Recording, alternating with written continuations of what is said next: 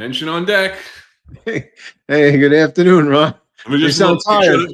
Let's make sure we're streaming today on time. Let's do it. Make sure we're live. I look up in the corner. It says we're live. We're good. All right.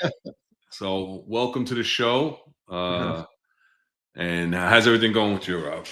Oh, good, man. All good. I don't know. Hassan Mo says, not for the chief. I don't know what's going on, man. I'm already getting beat up by Hassan. He's loving you, but what did he say now? I didn't even say. I don't know.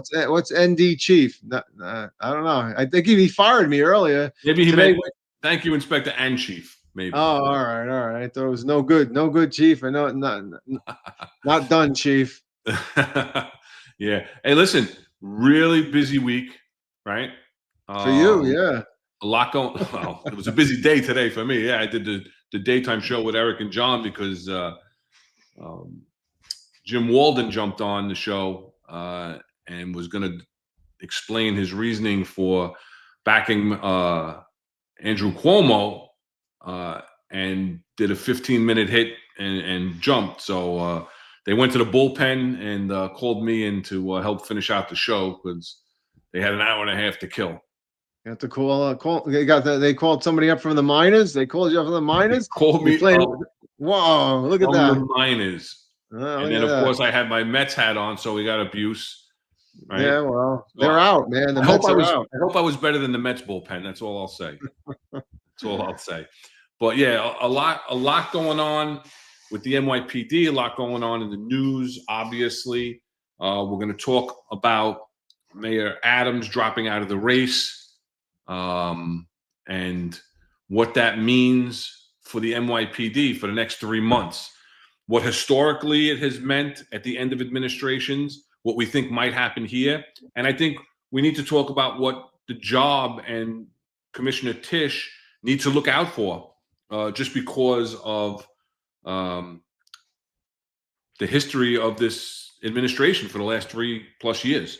So we're gonna talk about that, and then we'll continue with the conversation and stay on the mayoral race, right? And so what does that mean for the other 3 candidates? And get into that, and then get into a little more NYPD news at the end, right? And then Jack Stern. We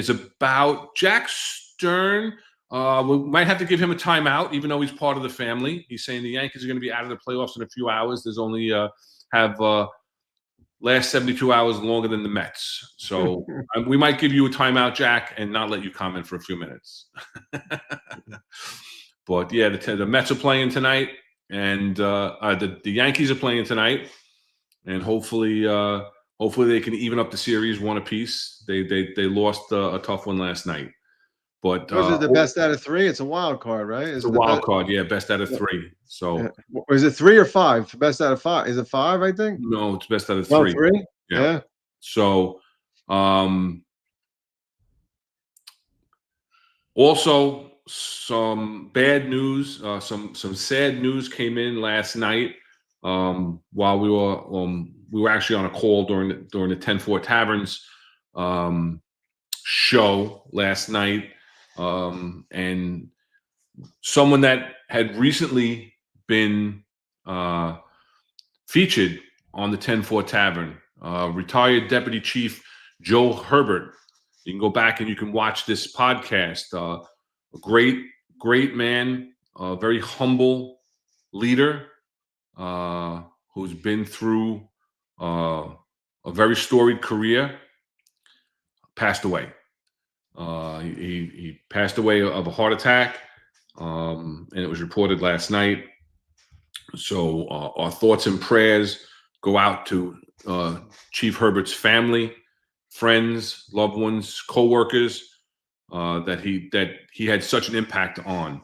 So just out of respect, we're going to play a clip. We're going to play a Channel 7 interview that he did upon his retirement. And we'll let that play out, and then we'll have a few more words. Top counterterrorism officers in the NYPD officially retiring today. Deputy Chief Joe Herbert has 36 years on the job and has cracked some of the city's biggest cases, including New York's copycat Zodiac killer. And there he is. Today, dozens of officers showing their gratitude during the department's traditional send-off known as a walkout. 7 on your side. Investigative reporter Danielle Lee got an exclusive interview with Deputy Chief Herbert to find out what it takes to solve big crimes. It's a rewarding job, but it's a dangerous job. Chief Joe Herbert's success came early. I've had a great career. Just 3 years on the job, 1984. That was my first big one.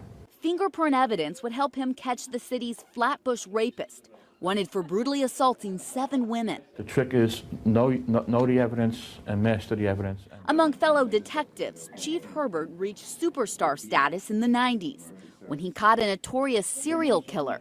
It came to me, I didn't come to it. Herbert had studied letters written by the New York City Zodiac killer for years without a break. Then, while working as a hostage negotiator, he arrested Heriberto Seda, who wrote a confession. Herbert recognized the writing.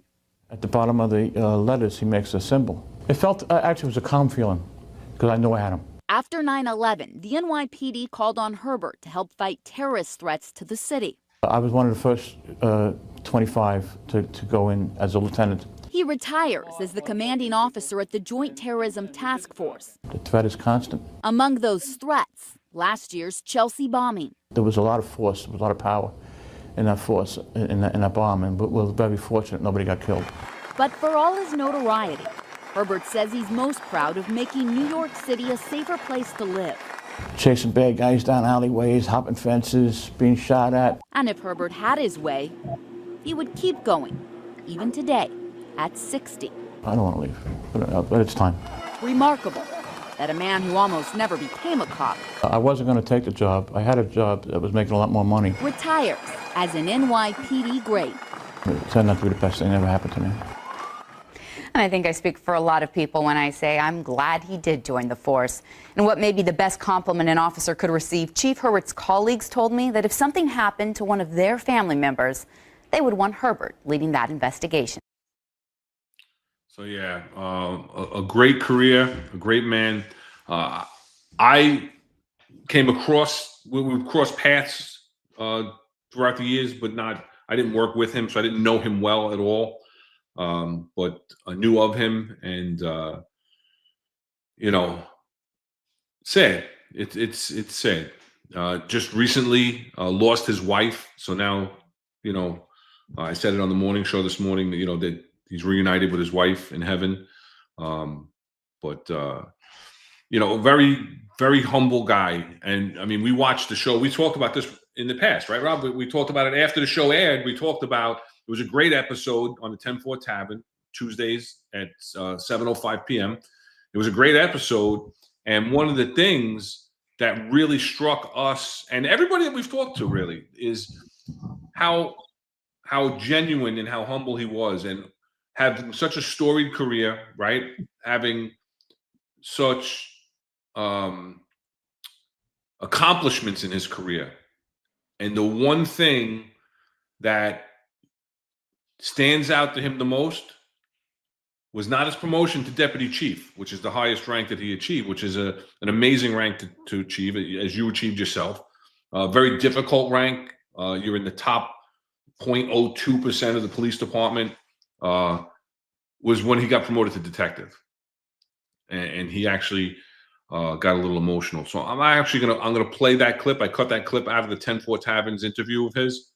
So just so you see how much and how genuine of a man he was, and to this day, crediting his accomplishments to those that he worked with.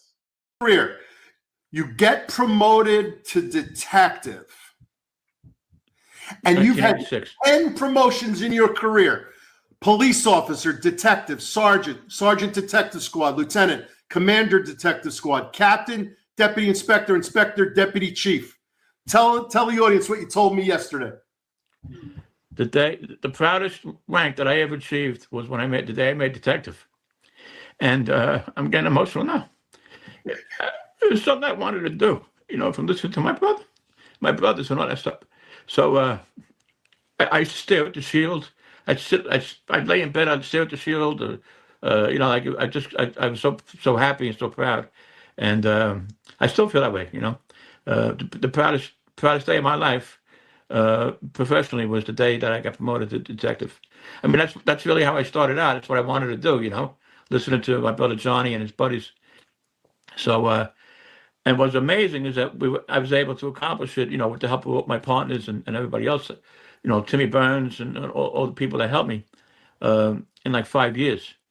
And like I said earlier, there were great cops that didn't get promoted for 8, 9 years.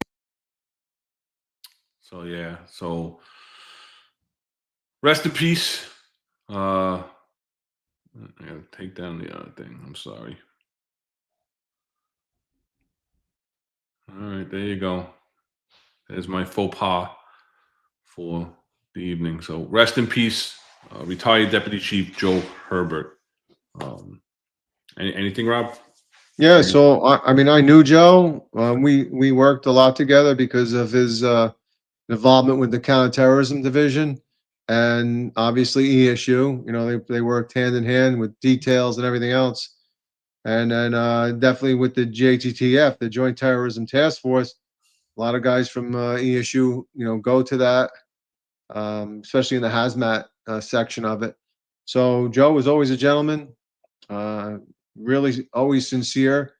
And, you always say, like, what kind of person was he? Well, he was the kind of person that I never met anybody that said a bad word about him.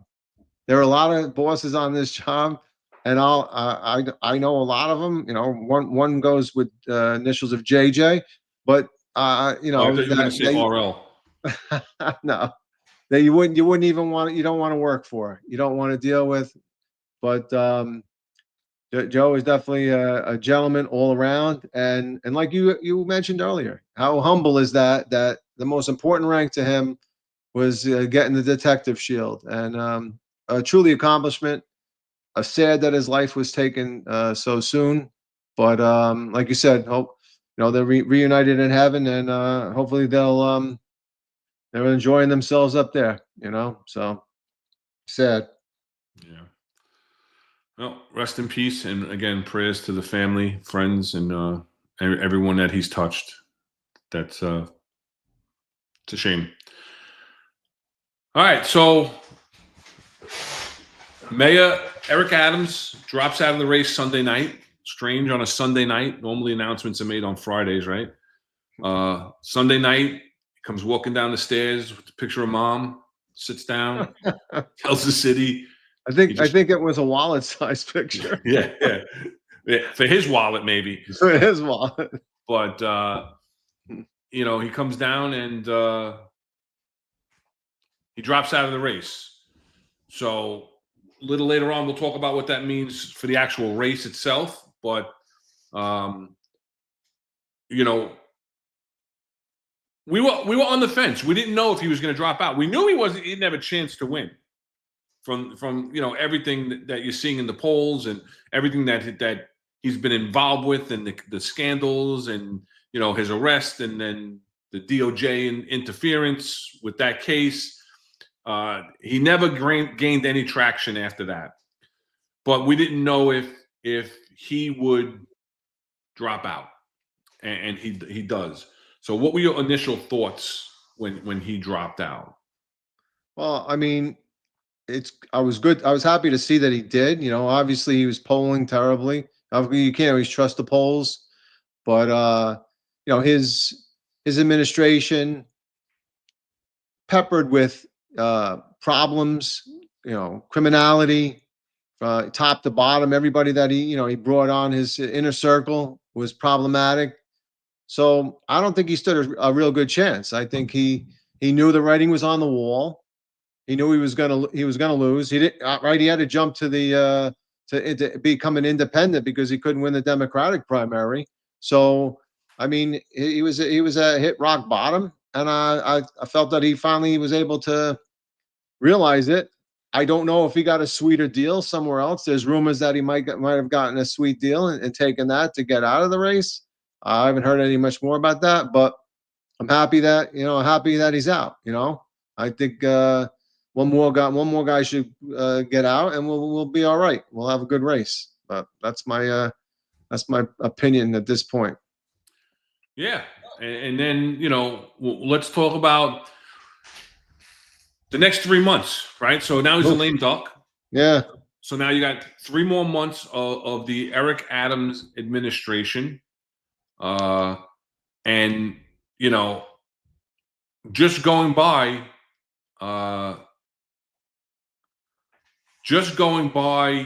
his history of all the things,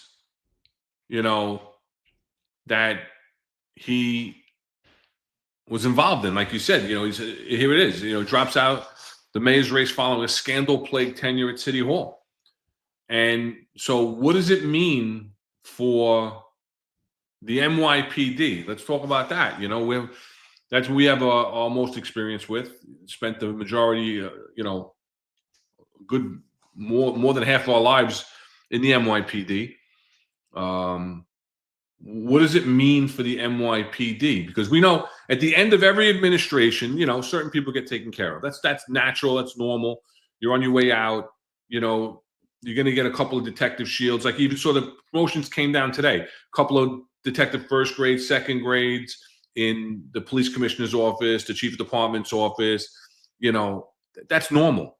That's absolutely normal to take care of some people before you go, right? Because for all intents and purposes, Jessica Tisch has to know that she's probably coming to a close in her tenure with the NYPD also. Nobody is committed to keeping her.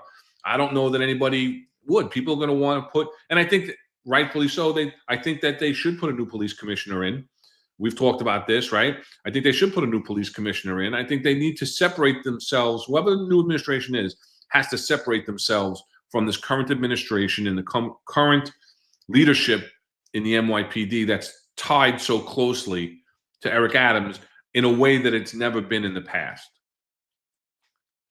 So we have 3 months to go now, right? So you're going to see some people leave, right? You're going to see some people jockeying for positions, some people looking for outside positions, people leaving with no notice, some people giving their notice, and you're going to see them with 5 years on the books, depending on their rank. We know that 2-star chiefs and above, they can cash in 1 year of time, but then they only have, you were saying, 30 days to retire. So they can't run a bunch of time like 1 stars and below can if you have time on the books. So what are your initial thoughts on that? Because, what we've seen for the last 3+ years is. I mean, like you said, you alluded to it a few minutes ago.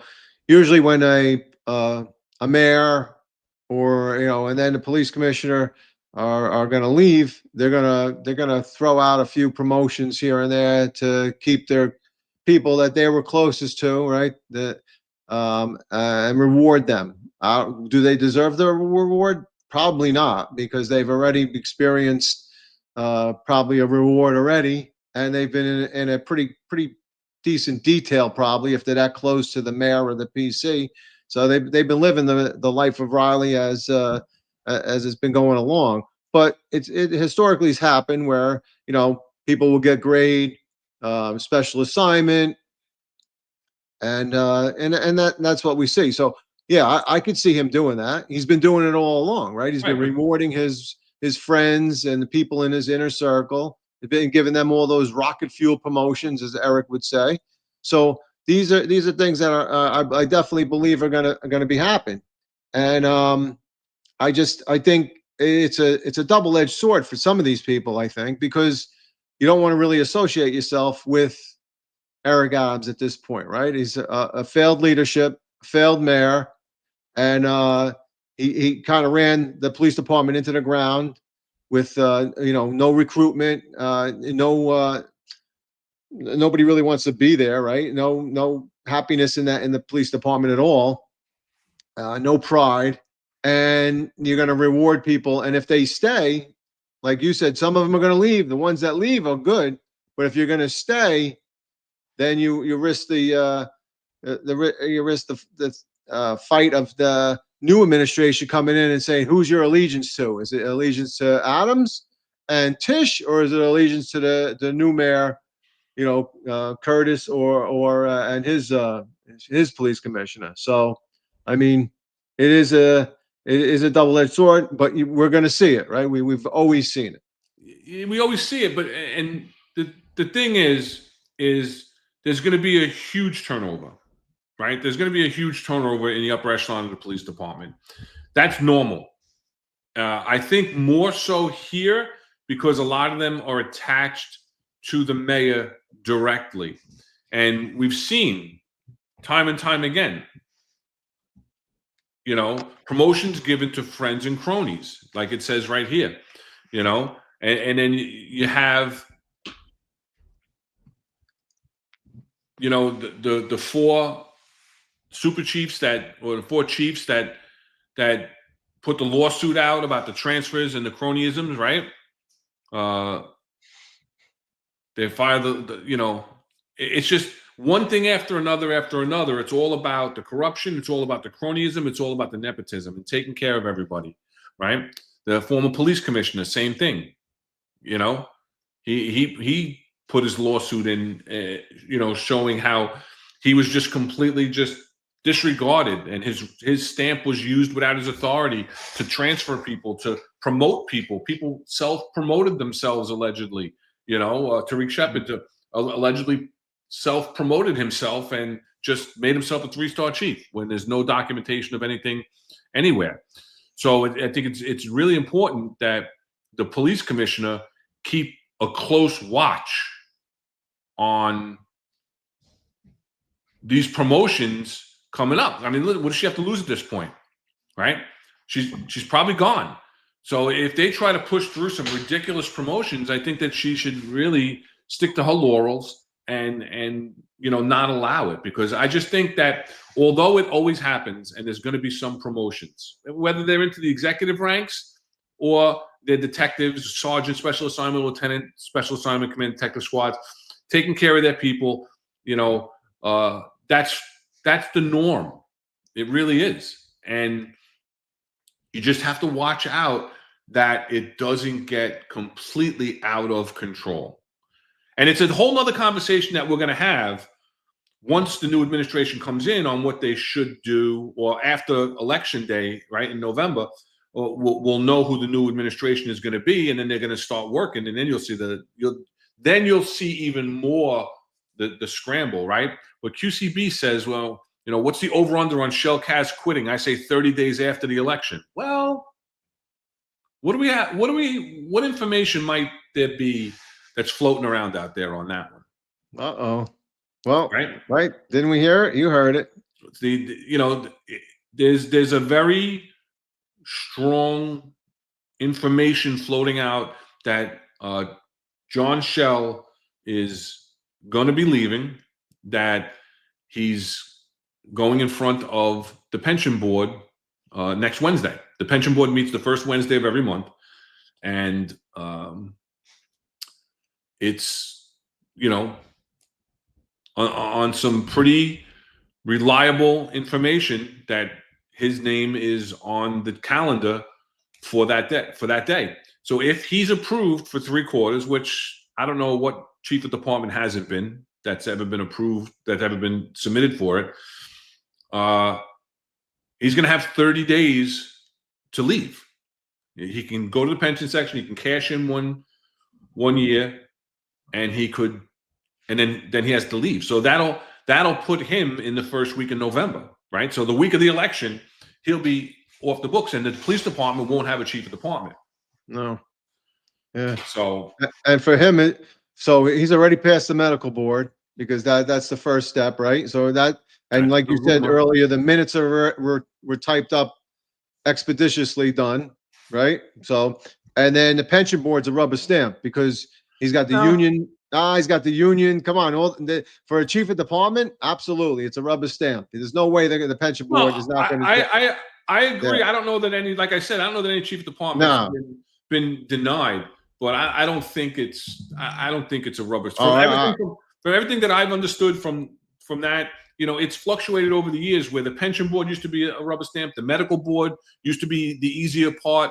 Now the medical might be harder than the pension, so it goes back and forth. I mean, listen, if you have a documented injury and it's documented properly and the paperwork's in order, then the biggest thing is if the city is going to object and say that you don't have the proper proof and documentation. That's the biggest hurdle there. And I don't think that that's going to be the case.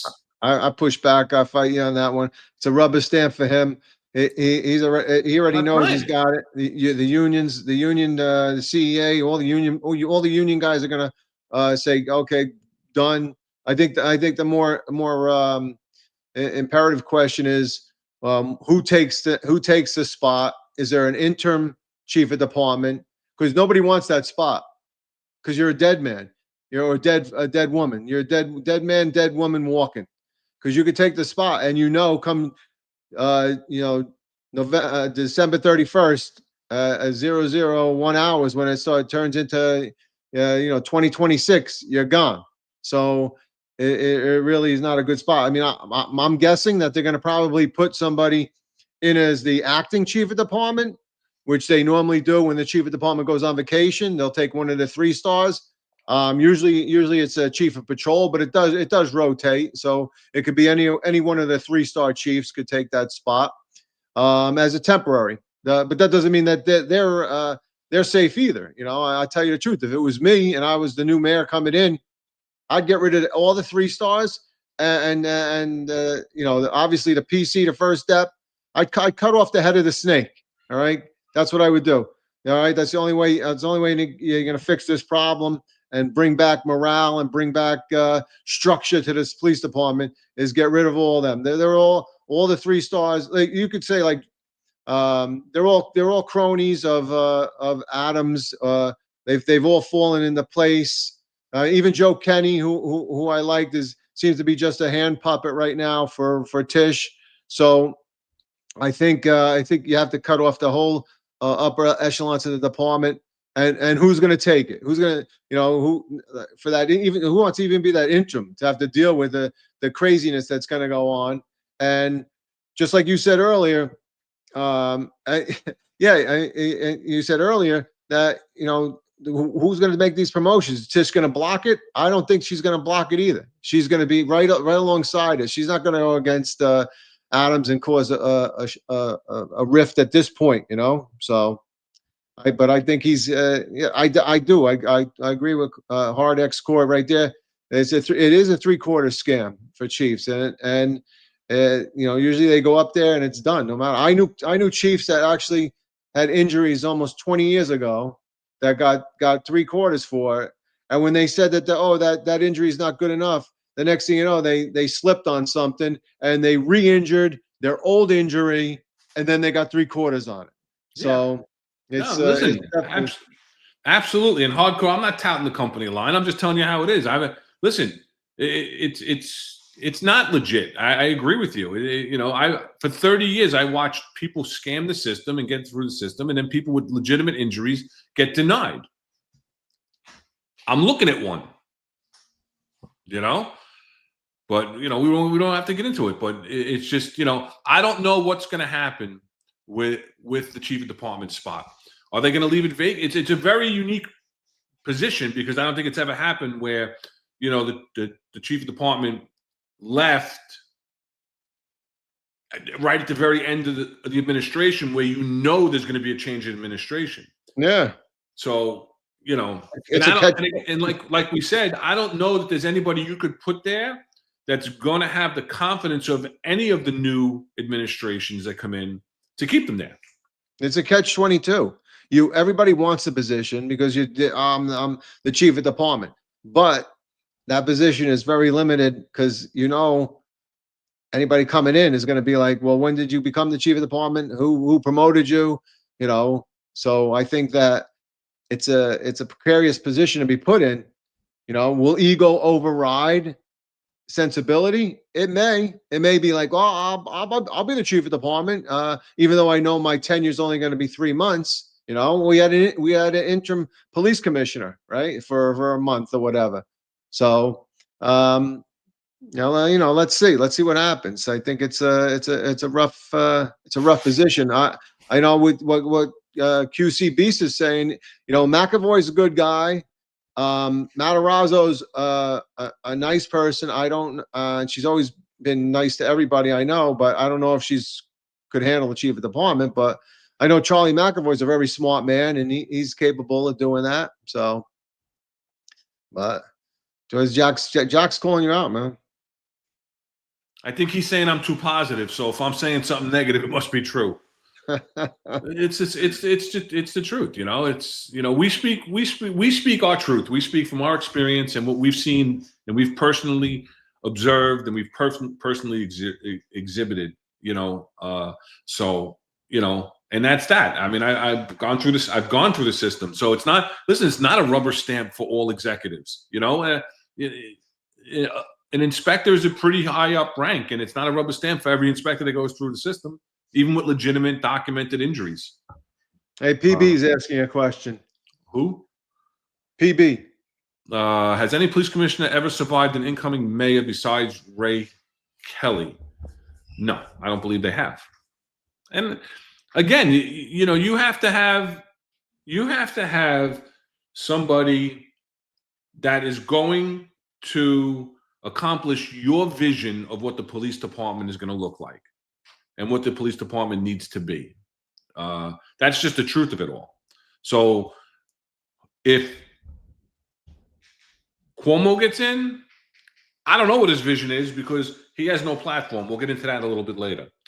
If Mondami gets in, God help us, and I don't know who he would select with his word salads on who he's going to put in to accomplish his mission of castrating the police department.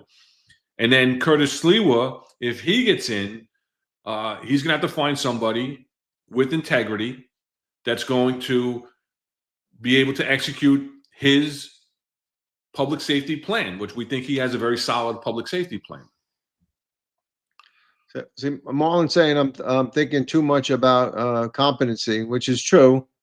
You want them competent people coming in, but yeah. And then I think what Leo Filippini says, he goes, "I'll defend Kenny," and I'm not really saying that Joe Kenny's a bad guy. I think he is, and I know he wasn't an Adams guy, and they definitely kept him because the Detective Bureau definitely needed competent leadership, and he did the best he could under the circumstances, and that's true. I just think that under Tish, she completely controlled him, shut him down for whatever reason. So I don't know. I look at the integrity of the person, and do you really need the position that much when you're getting beat up on yourself? So and then just real quick, what Reed said, don't forget they can promote a 1-star to chief a department. Timoney also would be a pick, chief, going out and give him or her the bump as a farewell gift. You could pop somebody up and give them a farewell gift. You could pop a captain up. Yeah, I mean, you can. Who knows what Eric Adams wants to do? So yeah. And are they going to just do it as a resume builder for somebody? Well, it could be. Yeah. I mean, you really sow your you seal your fate if you become the chief of department here, even if it's for 3 months. You can go probably anywhere else. So, but I tell you the truth, if I was the new mayor coming in, that's what I would probably do. I would look to get a 1-star or somebody else that's going to show the allegiance to me, that has the competency and the leadership qualities that he or she can run the department. Yeah, I think so. There's a big talent pool in the NYPD. That's a whole nother conversation that we'll have. We will definitely have that in the future once we know, we have a better idea of what direction that the job is going in. I think that it's going to be very difficult to find somebody from within. Personally, you think? I do. I think it's going to be very difficult to find somebody currently in the department to make the police commissioner. I do. Just to answer hardcore, show me an executive that's been denied. How you doing? There you go. You just saw one. So, Mondambi wants to take the power. We're going to get into that a little bit later. hardcore. We'll get into that a little bit later. Right now, we're talking about, you know, what we think the next 3 months are going to be. You know, Well, the problem with the next couple of months is you're going to see somebody that, you know, if Adams thought he was going to get reelected and go for another 4 years, there are going to be people that may have just been promoted to maybe detective, maybe second grade, maybe first, not even first grade, but now all these second graders say, "Hey, give me the bump before you leave," and that's where it's gonna kill morale even further, because then it's so blatantly obvious that this person's only getting it. And now, you know, if I was a new administration coming in and I saw that, I would tell them, "Hey, guess what? You got go to the squad. Go do a turnaround. Go do a 4 to 12, and then a day tour the next day. You know, go investigate some cases. It's not going to be a free ride that you're up in somebody's office and just answering phones and making sure that the cake and candles are ready for your birthday party." So they got to be careful. You know, I know nobody's not going to say, "I don't want the promotion because you're leaving." They're going to take it, but it might be time to also retire then at that point if you're eligible. Yeah, Sleepy Joe's saying probably make Jumaane Williams the PC. I don't see that. I understand the thought, but I don't see them that closely aligned. You don't see them together out there on the trail. You know. No, I don't think so. I hope not. So, I mean, listen, it's something that we really got to watch out for in the coming 3 months. You know, watch, you know, again, I mean, there's different layers to it, right? Because it's, all right, who are they going to take care of? Who are they going to take care of in the next 3 months and give promotions that some may be warranted? There may be people, you know, I've spoken with high up executives that have said, you know, listen, we're on our way out. Is there anybody we forgot? You know, meaning people that deserve it, that had been getting looked over. Because it's also a time, if people have integrity, where they could say, you know what, Rob Lukash was skipped over several times because we had to take care of the right people.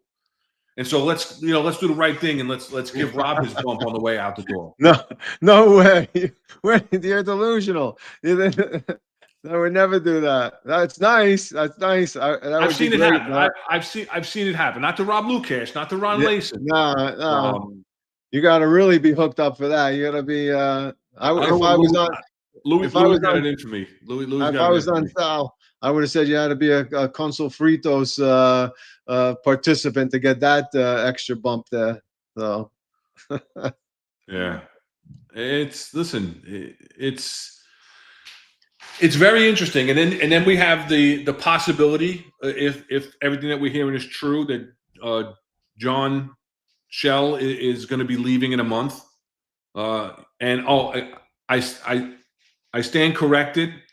The board meets every second Wednesday of the month. I got a text message from my mother that Mom knows that today was the first Wednesday of the month and corrected me. So thanks, Mom, for correcting me. It's the second Wednesday of every month that the board meets. It's the same day every month. So it's the second Wednesday of every month. So next Wednesday is the second Wednesday. That's when the pension board meets. And, you know, basically you have to stop working. Once that board comes down, you no longer, if you're approved, you're no longer able to work as a police officer. So you have to, you know, report to the pension section, make your appointment with the pension section and cycle yourself out. Daniel is saying Lukash for PC. That's it. I'm in. You know, a couple more votes and I'm in. There you go. But Chronicles is giving a shout out to moms. Appreciate that.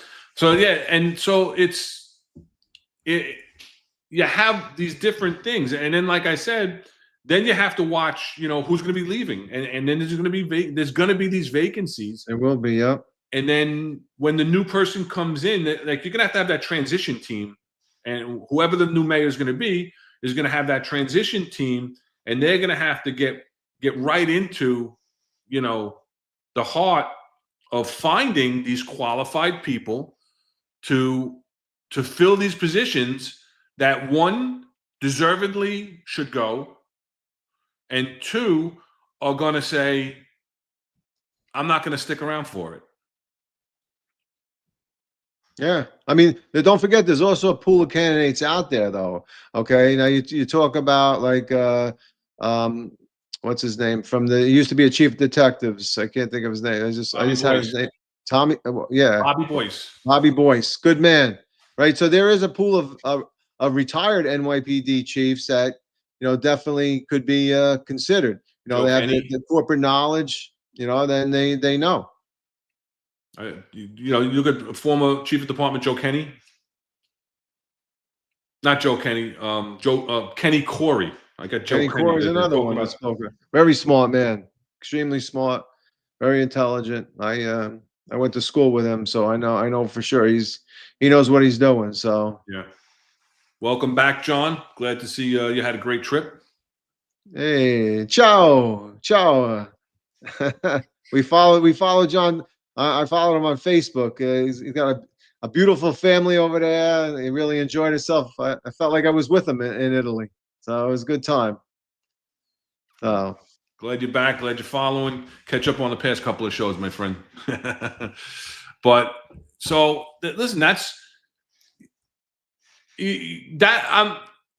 this administration is different in that the people that are in those positions, if they have enough self-awareness, know that their days are numbered once the new administration comes in. Depending on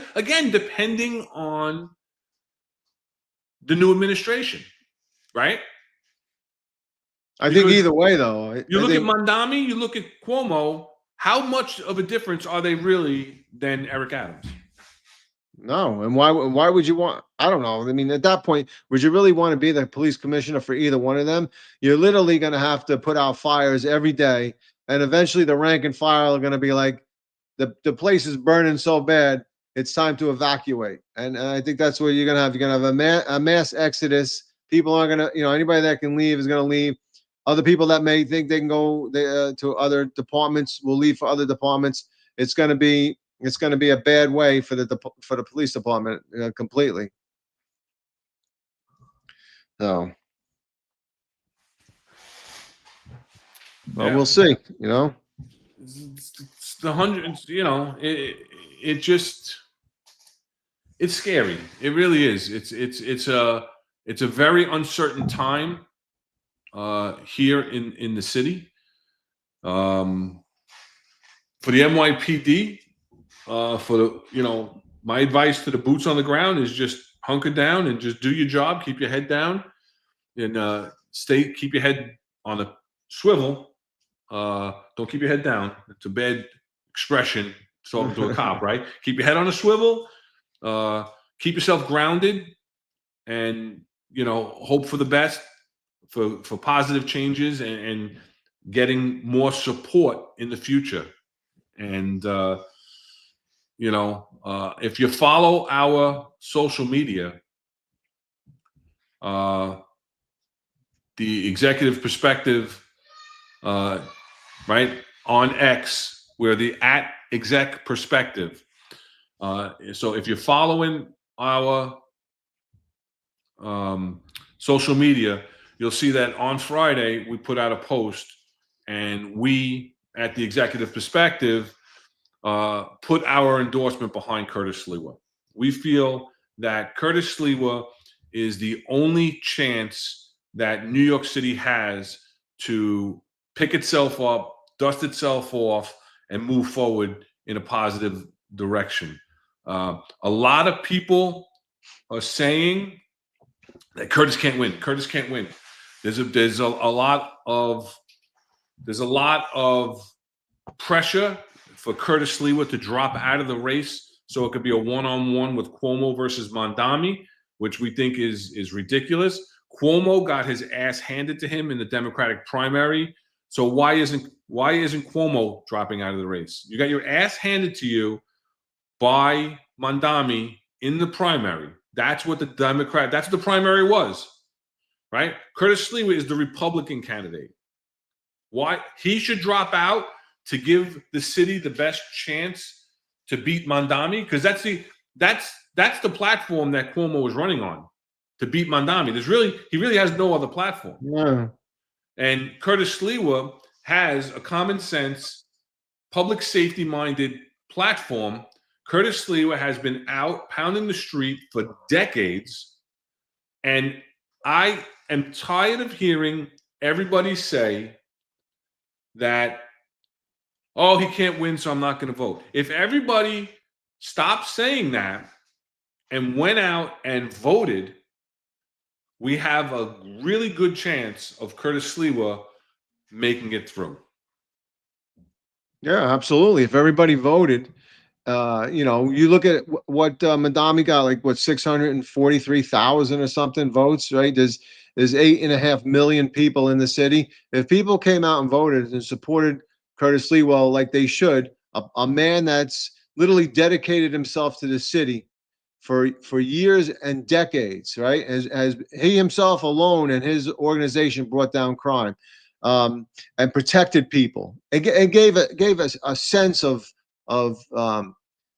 security when you saw them. When you got on the train and there was somebody standing there that was wearing the Guardian Angels uniform, you felt safe. You knew you were protected.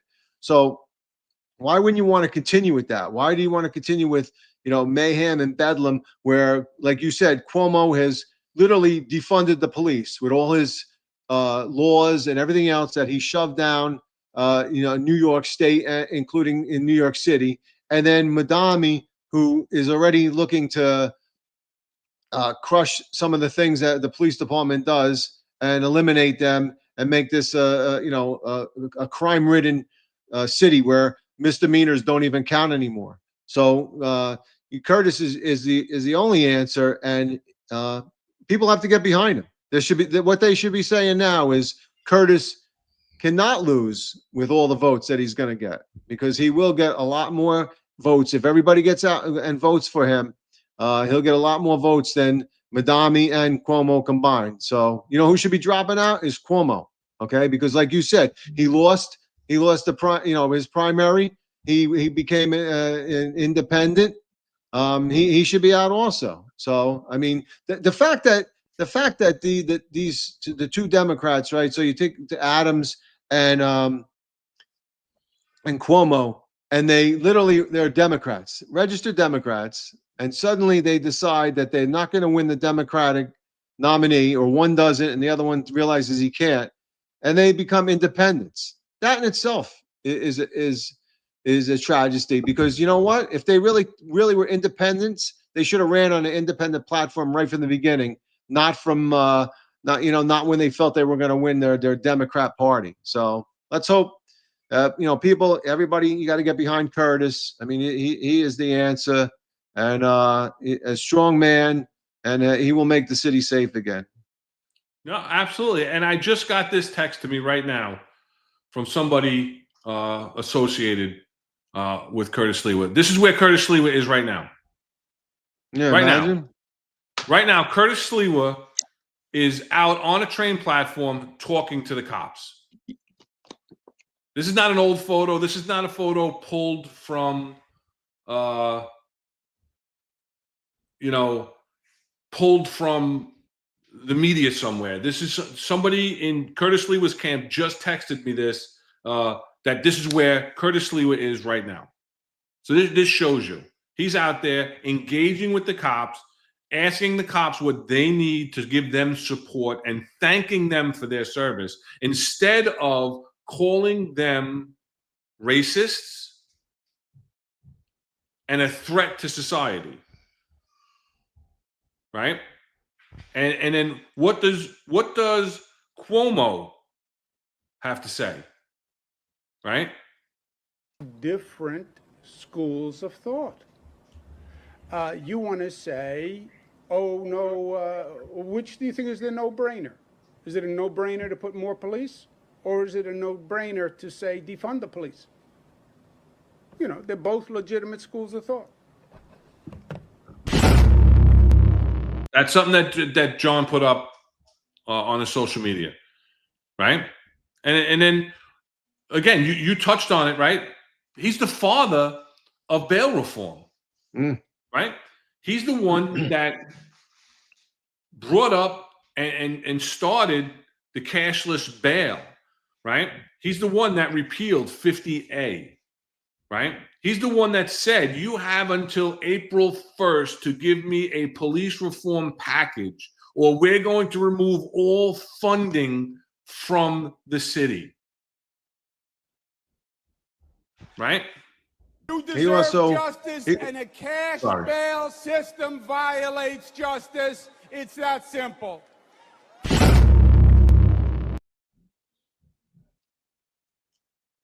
He also put in the special prosecutor's office, right, under the attorney general, not the attorney, the Letitia James to prosecute cops. So another layer of, screw the police officers, because they didn't have enough. They didn't have CCRB, Civilian Complaint Reversal Board, I call them, because the board reverses the decisions of the investigators and screws cops.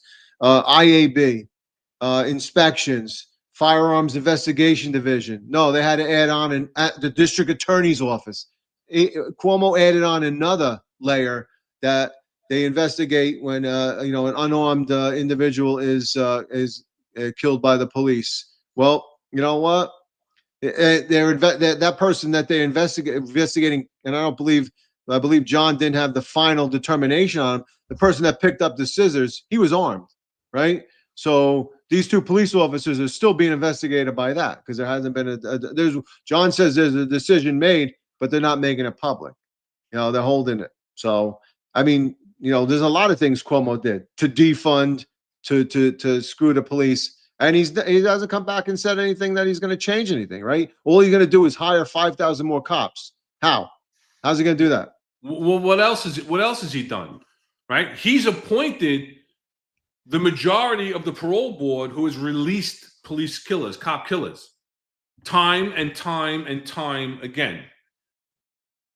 Yeah. And Kathy Hochul has re-upped their appointments and continued their appointments after their terms are up. So this is what we're dealing with, So it's very difficult to hear, when these people are out here and they're just saying, oh, he can't win, and he doesn't have the following. Listen,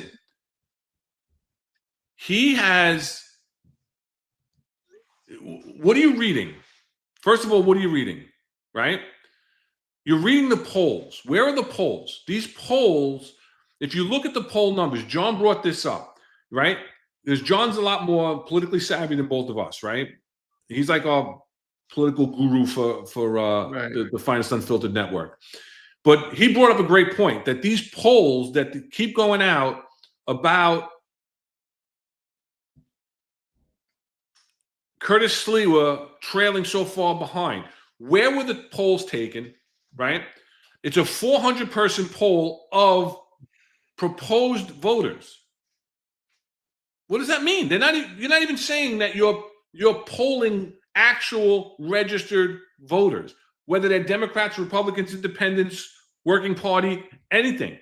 These are just polls that are designed to give the results that they want. But let's see. Once. Well, let me ask you a question. Were you ever? I was never polled. No, I'm a registered voter in New York. I never was polled. You were never polled. So I was polled during the presidential election. All right, and that poll was off too, because in certain polls they had Kamala winning, and prior to that they had Hillary Clinton winning. She had balloons and confetti and boats ready to celebrate at the Jacob Javits that night. So I don't know. Everybody says the polls, check the polls, but everybody you speak to, there's not a lot of people that were polled, you know. So, like you said, it's a select poll. If I have 400 Democrats and then I poll 400 Democrats who they're going to vote for, and then I have 100 Republicans, and I poll all 500 of them, but I get 400 that want a Democrat, and I get 100 that want a Republican. Is that poll fair? No. Well, you know what's the rules for polling? Right. There was one poll. Arbitrary and capricious. Right. There you go. But there was. I get this information too. Right. There was only one poll that was done correctly. Right. Done with various methods. A large sample size. Republicans, Dems, Independents. It was the Harris X poll, and that poll had Curtis within the margin of error of beating Madami in a 4-way race, tied with Cuomo. Right. And that was one poll that was a large spectrum that was covered. Right. All these other polls are done by Mandami's camp. They're done by Cuomo's camp. They're paid for by their supporters, and they're done where? They're done in, you know, where'd they go? Williamsburg and picked 400 people that may or may not even be registered voters, and then they come up with these polls. So don't believe the polls, because wait a second. Let me think. I'm old. Let me get my memory working. Wait a second. Mandami was losing the primary, and he kicked their ass. Yeah. But the polls said that he was behind. And then he totally trounced on both Adams and Cuomo. So don't believe the polls, people. No. Stop listening to the polls. Listen to yourself. Listen to your own brain. Listen to your heart. Your heart knows that the only way forward, the only path forward to a safer community is with Curtis Sliwa, right? You have one man who's a former governor who can't run on his record because his record is atrocious. Murderer. He's a murderer. The only thing he's running on is anti-Mandami. He's running on the anti-Mandami train. Then you have Mandami, who doesn't have a track record. He's a state assemblyman who has, I believe, voted on 3 or proposed 3 bills, has no accomplishments in his current government position.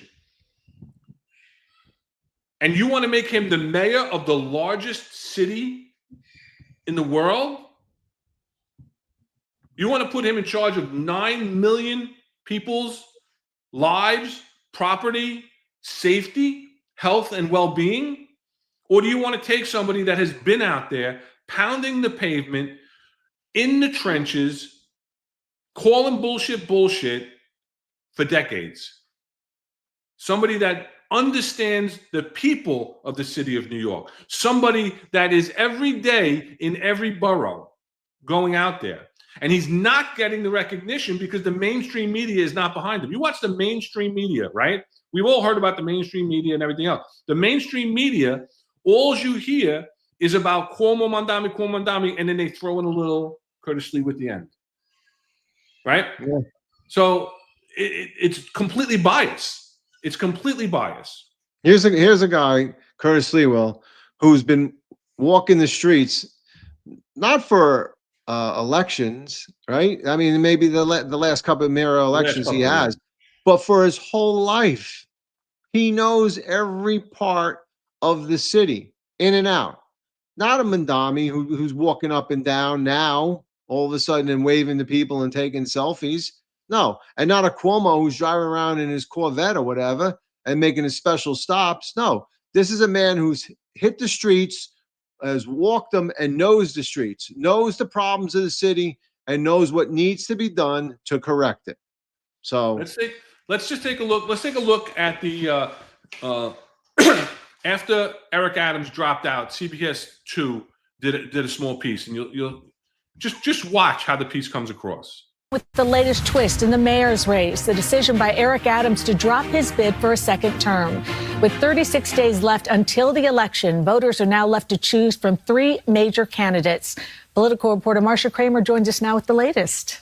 Well, Cindy, all I can say is buckle your seatbelts and get ready for the last 5 weeks of a mayor's race, where if today is any indication, it will mean that there are 3 men left standing will begin trotting out all the negative research they've been doing in an attempt to bludgeon each other. First up is Zohran Mamdani trying to sink Andrew Cuomo by tying him to Mayor Adams. When we think about Eric Adams' record and the ways in which it has priced out so many New Yorkers, we must remember that that is Andrew Cuomo's agenda. On day one of the rest of the mayor's race, Zohran Mamdani dipped into his opposition research file to attack a decision he says was made by then-Governor Andrew Cuomo to cut funds to a program that offered rental assistance to homeless families. Exhibit A, a woman who says she was left homeless by the cuts. After being almost 2 years in a shelter with my newborn baby, I got to sign my lease in Staten Island. And then I find out that Cuomo, the state government, cut a program that has affected me for years. That is a program that Andrew Cuomo cut by $65 million. A decision he made so he would have to avoid taxing his rich donors. And a decision that when he made it led to what we are now seeing as a spike in homelessness. Mamdani is hoping to slice and dice the former governor, even as Cuomo sought to return the favor after an event where he picked up the support of a group of Hindu New Yorkers. The intolerance that Mr. Mamdani represents, the judgmentalism, the division that he causes among the people in New York, the city would be splintered. Cuomo wants voters to see it as a two-man race, even though Republican Curtis Sliwa is a well-funded candidate. Sliwa making it clear he's not getting out like Eric Adams did. I've never dropped out of anything in my life. I'm like John Paul Jones. You know this. That statue in Bay Ridge, I have just begun to fight. 36 days, and I'm taking it to Zohran Mamdani in his areas. Astoria, Long Island City, Brooklyn Heights, Park Slope, Sunset Park, Ridgewood. The unanswered question is who benefits from the Adams withdrawal. There's no question that former Governor Cuomo benefits a great deal from this. But it could also help Sliwa. He won't win the majority, but he believes that he can win a plurality of the vote if the Democrats are split between Assemblyman Mamdani and former Governor Cuomo. Now, Mayor Adams has nothing on his campaign schedule, and it might continue that way for the next several days. A spokesman says that while he will continue to run the city, he's taking some time out to spend time with family and friends. Cindy? All right. Thank you. Yeah, I mean, what are the emphasis is on Mamdani and Cuomo, right? I mean, that's the problem. But, you know, you're talking about, you know, a guy, Cuomo, a guy that killed people, put you know, older elderly people back into nursing homes that had COVID and watched them die when he had opportunities to take them somewhere else.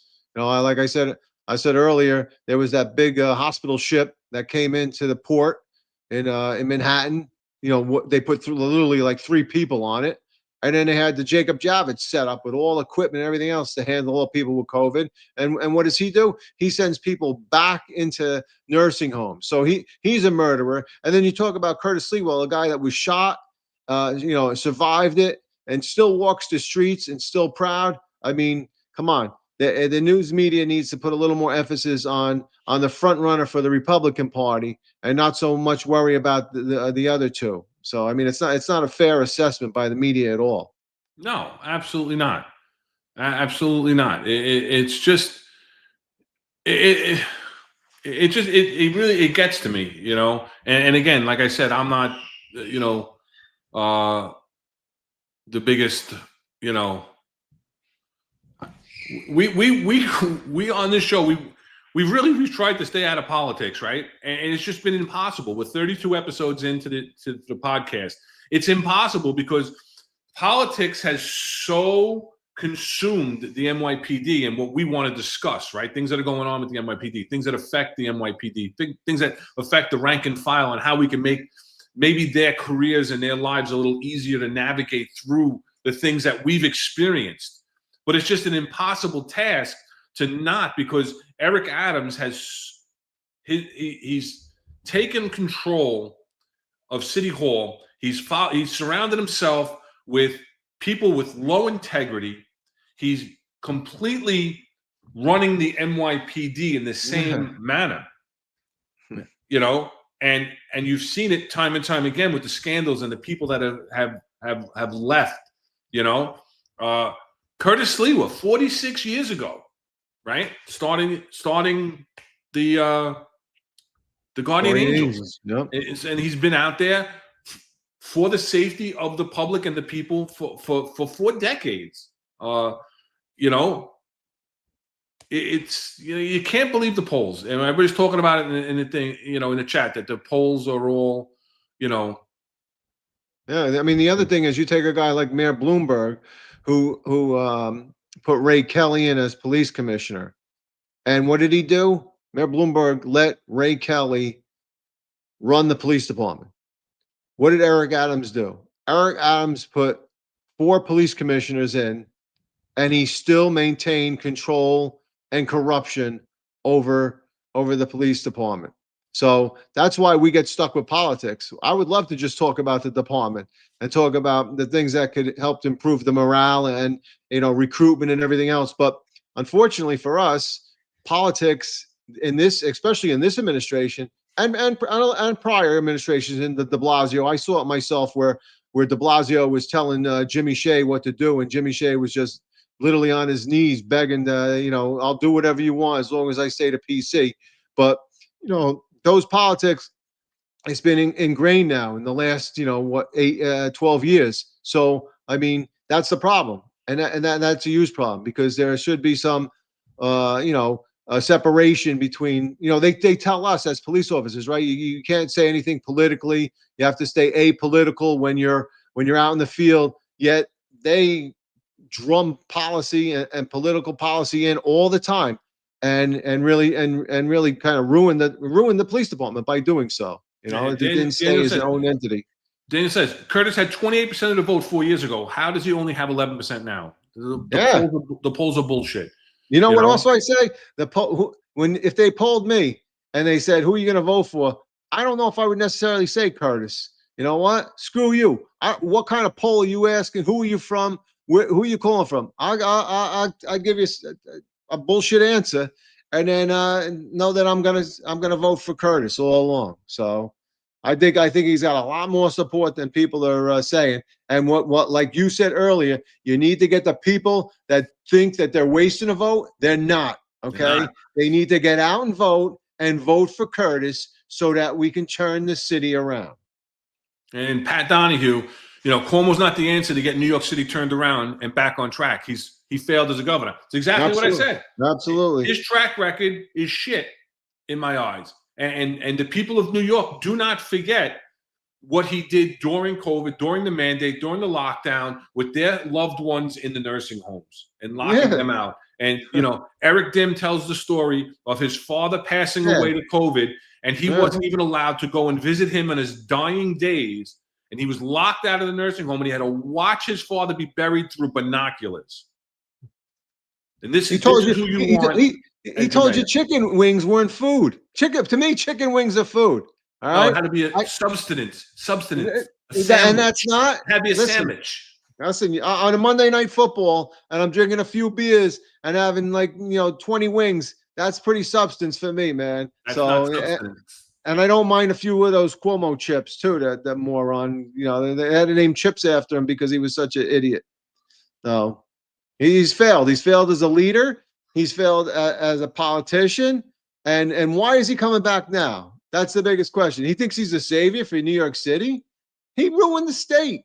He's going to save New York City. He's going to save it from himself. Is that what he's going to do? No. He's going to destroy the city even more than it's destroyed right now. He's going to run it into the ground. Listen, Lisa Roberts, right? Curtis has to be like a marathon man to the end. Keep running. Absolutely. He is. I'm telling you, the man's got stamina. He's out there. He's on his feet. You saw the picture. Again, I'll put it back. He's on his feet talking to people in the subway. He's the only one that takes the subway. How can anybody else talk about subway safety when the only person... Wait a second. Let me look.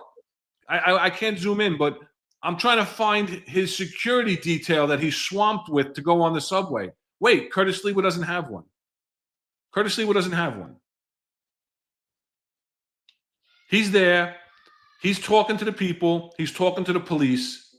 And he's asking the police, when I'm in office, what can I do to make your job better? That's what he's asking the people. How do I bring up morale? How do I help you? Yep. Because he cares. The other ones don't care. The other ones care about themselves. That's the problem. Let's take a look at what Curtis, after Eric Adams dropped out, Curtis did an interview with Errol Lewis on Sunday night. Let's take a listen to what somebody he had to say there. It's now a three-person race. Eric Adams, one and done. That's got to be especially satisfying to you because you were his opponent 4 years ago. He came out on top. This time it looks like the positions are reversed. What changed? Well, it's actually because I predicted all of this. I said that Eric Adams, if you elect him, we would have chaos and corruption, and we had so much of that. And we lost so many good federal prosecutors. Errol, they were Republicans, conservatives, who were prosecuting him, and then Trump's Department of Justice dismissed the charges. And notice the drama, the novellas that have taken place. This gives us now, with 37 days and 37 nights left, an opportunity to focus on the issues of the campaign and not who's going to drop out. Because we all knew that Eric Adams was waiting for the price to be right. It was Monty Hall, let's make a deal. It was all for the money. And once he got his price, he was out. Thank God. Good riddance. Let's get back to the race. When's the last time you spoke with the mayor, Curtis? Oh, it's been a long, long time since we were on that debate stage in 2021. Remember, dealing with Curtis Sliwa and Eric Adams was dealing like with two scorpions in a brandy glass. I did not like this guy. I knew he was corrupt. I knew the guy who was fundraising for him, Frank Carone, who's going back and forth. This is like a Mario Brothers video game now. Frank Carone, he goes to Trump. He goes to Cuomo. He goes to Adams. Wherever the money is, follow the money. It's Frank Carone. Now he's raising money for a PAC for Andrew Cuomo. Hey, do me a favor. Frank Carone, stay away from me, huh? Tell me about your path to victory. You're running against essentially two Democrats. Right. You have Zohran Mandami, and I saw you up at Columbia University. Zohran Mandami is not handling well the issue of public safety and giving sort of nice, concise answers. What are you going to do about the policing, quality of life? You know, how are you going to hire cops? How are you going to allocate them? He's finding it very difficult because it clashes with his DSA view. And then, of course, with Andrew Cuomo, he's the author of No Cash Bail. He's the one who raised the age. He doesn't have a background in which you can say is law and order. Whereas I think if everybody acknowledges one thing about Curtis Sliwa, I'm the law and order candidate. I want to hire 7,000 cops. I want to get police officers back on the subway trains, the moving subway trains patrolling, put back the homeless outreach unit that used to be part of the police department that de Blasio did away with when he took $1 billion out of the budget. And I want cops walking a beat to be a visual deterrent, which they're not doing now. If we can just accomplish some of those things, people will feel that our city is no longer sort of epitomized as a city where we lock up toothpaste and we don't lock up criminals. Man, he's spot on. I mean, I'm doing the Marlin today. I muted myself. I had a little tickle during the video. But yeah, you have a man that's out there pounding the pavement and is actually talking, not just word salad and BS talking points. You're talking somebody that actually has a platform, right? When you look at Mandami's platform, what does he say? What is Mandami's platform saying? Right? Yeah. The price is white. That was the post, right? It says white neighborhood should be taxed higher. That's right out of his own campaign, right? shift the tax burden from overtaxed homeowners in the outer boroughs to more expensive homes in the richer and whiter neighborhoods. Could you imagine?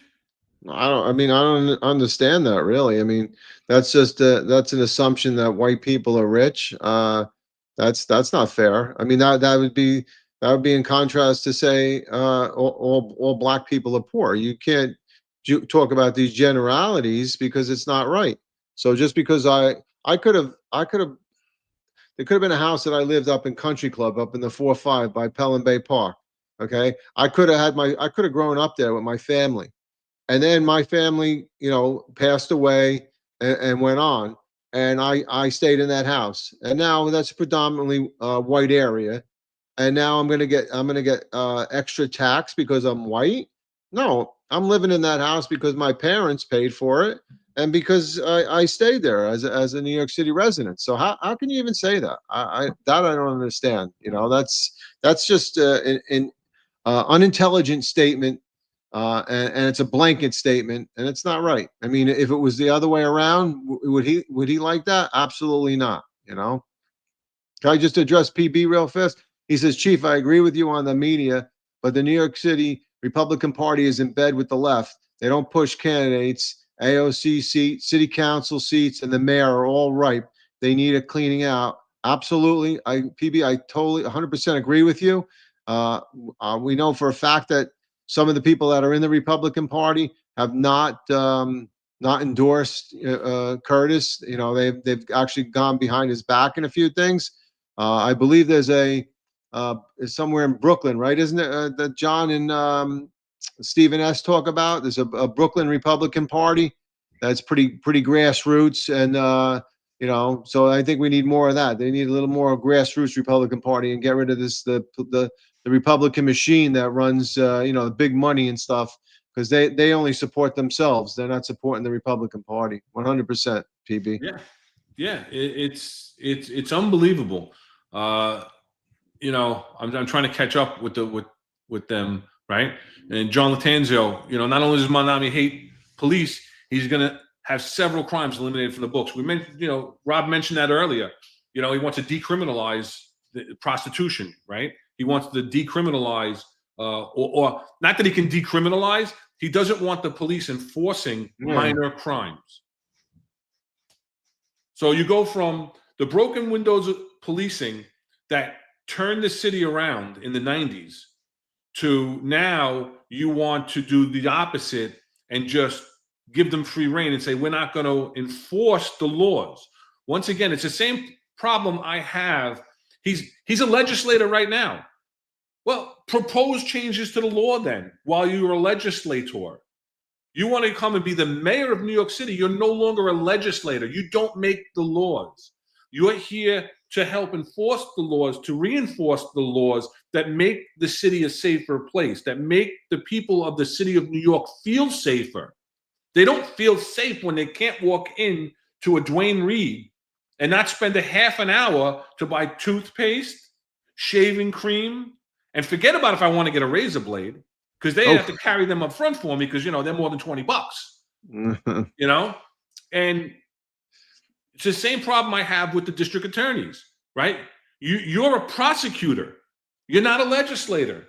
So you pick and choose which crimes that you're going to prosecute. You're not living up to your sworn oath. But when you run on that platform and you get voted for and you get into office, then people don't have the right to complain, I guess, right? No. I have the right to complain because I didn't vote for that. Yeah. Imagine being a store owner, right? You own a bar and you have, regular clientele coming in all the time. And all of a sudden you have prostitutes out front. Now, people are going to stop coming to your establishment. It's gonna degrade the area. It just goes completely to quality of life. It's going to diminish the quality of life there. It's going to diminish the businesses that are running there. It's terrible. So I mean, that goes completely to quality of life. You're going to see, with Mondami, minor arrests aren't done anymore for misdemeanors. Then quality of life is diminished, it's going to be the downfall of the city. It's going to completely, twist into a big pile of garbage. Listen, and hardcore saying, none of Mondami's platforms can legally be implemented, but low information voters believe it. Bring back dictatorships, LOL. He's not far off, right? The Democratic Socialists of America, which he is a card-carrying member of, he doesn't want to disavow statements that he made. Like, he's trying to walk back the fact that he called the police racists and said that we were, a threat to society, but he won't apologize for it. He won't walk it back because he's going to lose the base of the DSA, and he's saying that, he's discussing that with individual officers that he's talking to as he's out there. I haven't seen pictures of him. I haven't seen pictures of him out there talking to cops. I see plenty of these pictures, but I don't see pictures of Mondami having conversation with cops. I don't think cops want to talk to Mondami. No, there's only one. Well, how about this? That's insanity. This comes out today. Joe Mondami wants to strip the power from the NYPD commissioner, revoking a final say on officer discipline. And there's a bill that's trying to get pushed through in Albany also that would do this, right? What are your thoughts on this one? My complete thought is it's just another way of Mondami defunding the police, because why would you want to stay there if your own police commissioner, the person that you work for, doesn't have the final say? The one that knows your history, knows what you've done, knows you may have been the best police officer, but maybe something happened and you got accused of excessive force, and CCRB investigated you, and now they want to terminate you because it fits into their matrix, and now they can actually decide the discipline, and the police commissioner doesn't override it. No, that's bizarre. You're literally now asking all the police officers to not work for the police commissioner, to work for the Civilian Complaint Review Board, because they become the ultimate say in discipline. So who are you're gonna act accordingly to what they want. So you're gonna do nothing. It's a good way to either have officers retire or just walk around and do absolutely nothing. And again, this is something that he can't do. He actually technically can't do this. What he can do is he can push for a referendum to go on the ballot for the people of the city of New York to vote. And he will. He will, and he'll get it. He'll get it too, because people don't go out and vote, and they're all going to believe in this, that this is the best way to control the New York City Police Department, by having an outside agency decide the discipline. It's bizarre. It's not right. No. He's going to ruin the police department. I'll read this real quick. Mayoral frontrunner Zohan Mondami wants to strip the NYPD commissioner's powers to discipline cops, giving the final say to the city's Civilian Police Oversight Board. The NYPD's largest union, the PBA, right, the Police Benevolent Association, warned the Democratic nominee's proposal would lead to the end of policing in the city, as cops are already worried about receiving a fair shake from their 15-member Civilian Complaint Review Board. The proud socialist told Reporter Tuesday he wants to embolden the CCRB so that the panel has final say on serious disciplinary matters rather than issuing recommendations to the city's top cop as it does currently. I mean, we've seen the weaponization of the CCRB, right? And the fact that people are not in position to understand and have not walked the walk and don't understand what policing is about. You have people coming from the Midwest that have no life experience that are coming onto this Civilian Complaint Review Board. And for those who don't know, the Civilian Complaint Review Board is comprised of 15 members. 5 members are appointed by the mayor. 5 members are appointed by the city council. 3 members are recommended they're selected by the police commissioner, and only those 3 are allowed to have any kind of law enforcement background. But then they are actually technically appointed by the mayor. You have one who's by Jumaane Williams, advocate, right? The yeah. public advocate, Jumaane Williams, appoints one person. And then there's one person, the chairperson, who is co-appointed by the city council and the mayor. Yeah. So the mayor has a say, has influence over 9 of the 15 members of the CCRB. So the mayor actually has the ability to form the direction in which the CCRB is going to go. Are they going to go into looking at a legitimate oversight agency, which we have no problem with? We're not saying that the Civilian Complaint Review Board should not exist. We're not saying that there shouldn't be oversight in the NYPD. We're not saying that anyone who commits misconduct should not be corrected, whether through discipline, termination, or, whatever the case may be. Okay? We're not saying that. We've never said that on this platform. We don't say it on the Finest Unfiltered network. Okay? However, when you have the CCRB, who's reverse engineering their cases, who is not looking at innocent until proven guilty, they're looking at, is there any way to not find evidence against the officer so that we don't have to say that we cannot prove their guilt? Not that they're innocent or exonerated. And now you're going to give them, on top of that, you're now going to give them the power to adjudicate. They already have the power. They were already given the power to come in and prosecute. They are the prosecutors for these cases in the department trial. So you're taking away the due process of the officers who already feel that they're over-scrutinized, over-disciplined, and I agree 100% with them. Imagine you go to trial, right? You've got arrested for something. You go to trial, and you're sitting in front of a judge, and you're being prosecuted, and you're found guilty.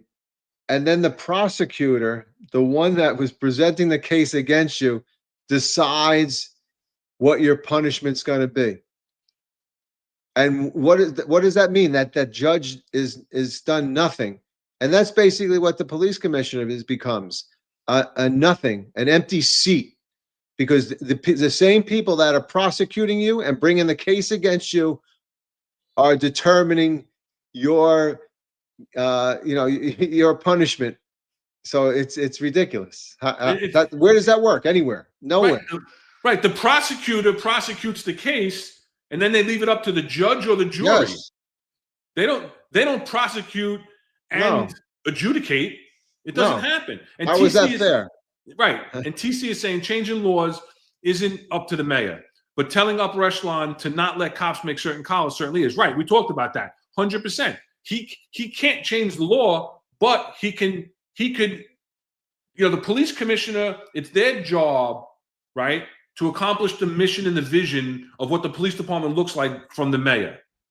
Right. That's why the police commissioner is not a elected body. It's an appointed position by the mayor. So when you're voting for your mayor and you're voting for the policies that the mayor is running on, you're in essence voting for your own police commissioner, because we know what their public safety platform is when we're voting for them.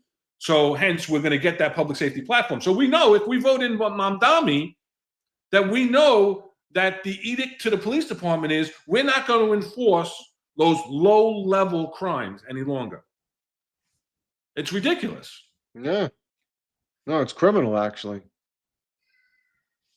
So, and again, we're talking about, we've talked about the selections, right? That the selection has to be made by the mayor to shape the police department. We've seen in the last 4 years how Mayor Adams has not allowed the police commissioner to be the police commissioner. They're the police commissioner in name only for most part.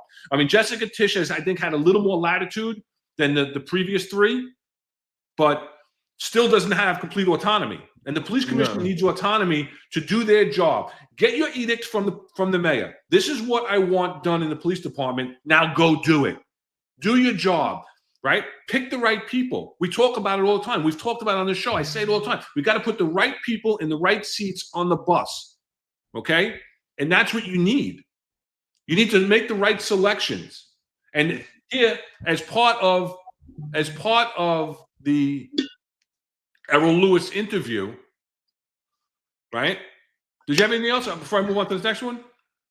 You good? What's that? Do you have anything else before I'm going to bring up the second part of the Errol Lewis interview where Curtis talks about the selections that he's going to make? Yeah, no, I was just looking at Hard X Corey. He said he thought I was fading out, so he wanted me to get a coffee, so I just had to sip up my coffee. So thank you, Hard. I'm a little behind. I'm a little behind in the comments because I'm I know you're fired up, man. You got fired up Ron right here. I just, listen. I have family that's not leaving New York. That's embedded here. That's going to grow up here. So this is our future. This is our future we're talking about, and the safety of our children, and the policies, and making it a democratic socialist city. You see what happens in these other cities. You look at Chicago. You look at these other cities where you have these democratic socialists, and you see just horrible. I saw. There was an interview. They interviewed a couple people in New York City and talked about Mandami, and he was an immigrant from Ukraine, and he's like, it didn't work in Russia back in 19 something, and it didn't work in Venezuela. Why would they think that it's going to work here in America, in New York City? It's not, right? Free stuff doesn't come free. It costs somebody. So it's not going to work. It doesn't bring everybody onto the same level. It puts people in different levels. It separates them even more. So. All right.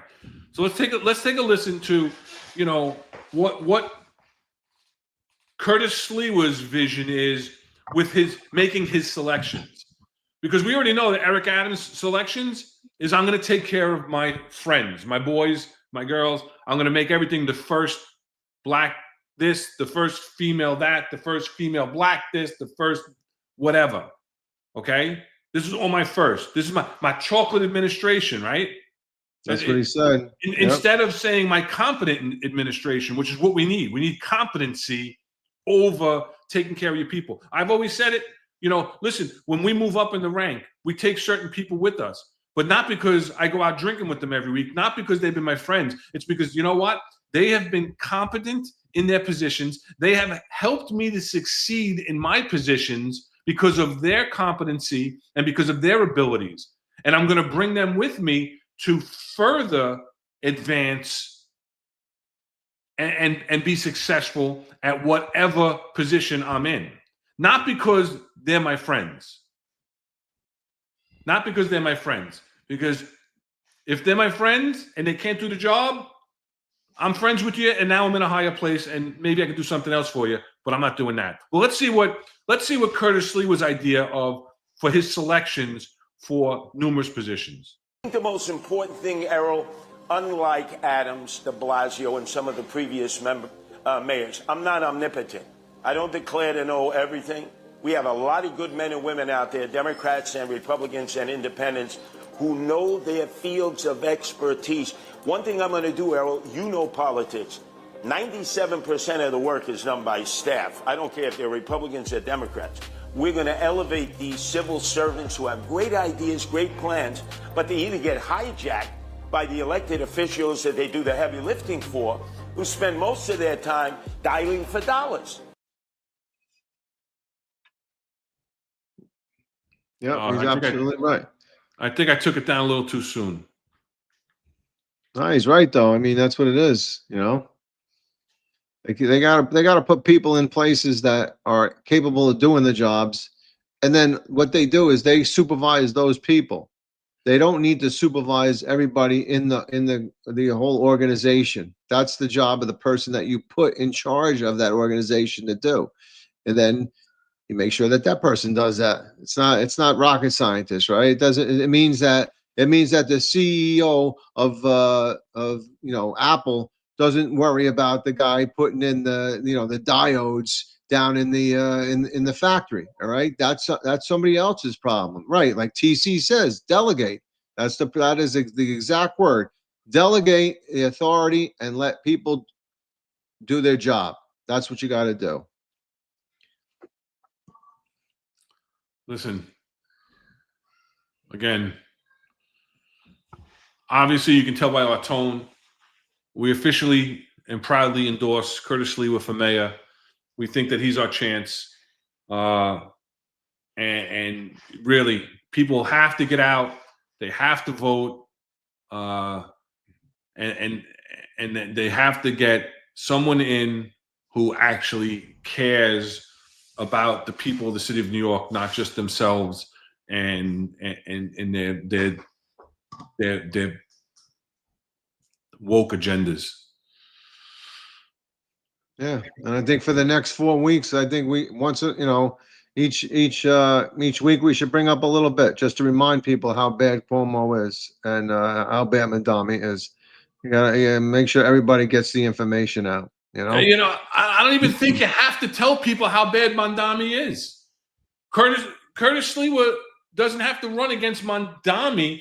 It's Cuomo, because Cuomo's only running against Mandami. I think everybody knows how bad Mandami is that has any common sense. But with common sense, right? But there are people out there that are listening to him that need to wake up too. 100%. 100%. Listen, he got the majority vote in the Democratic primary. He got a lot of votes. And if all those people and then some come out and vote, but I honestly, I think that he's turned off some people that he hasn't stepped back. He hasn't leveled off at all. I think I don't know. What are your final thoughts on this before I take a couple of Tylenols and move on? You need your Met hat. I'm just saying. Listen, all I can say, and you guys touched base earlier today about it. Get out and vote. Right. That's the main thing. Make your voices heard. So that's the bottom line. Listen, Ron and I both agree. Curtis is the man for the job.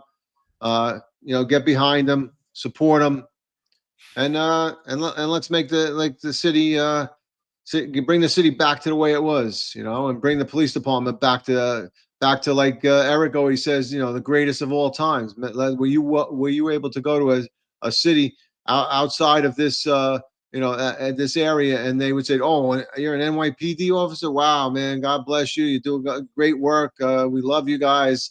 Not ask what the hell is going on with the city and what are you guys doing over there? No, we need to bring it back.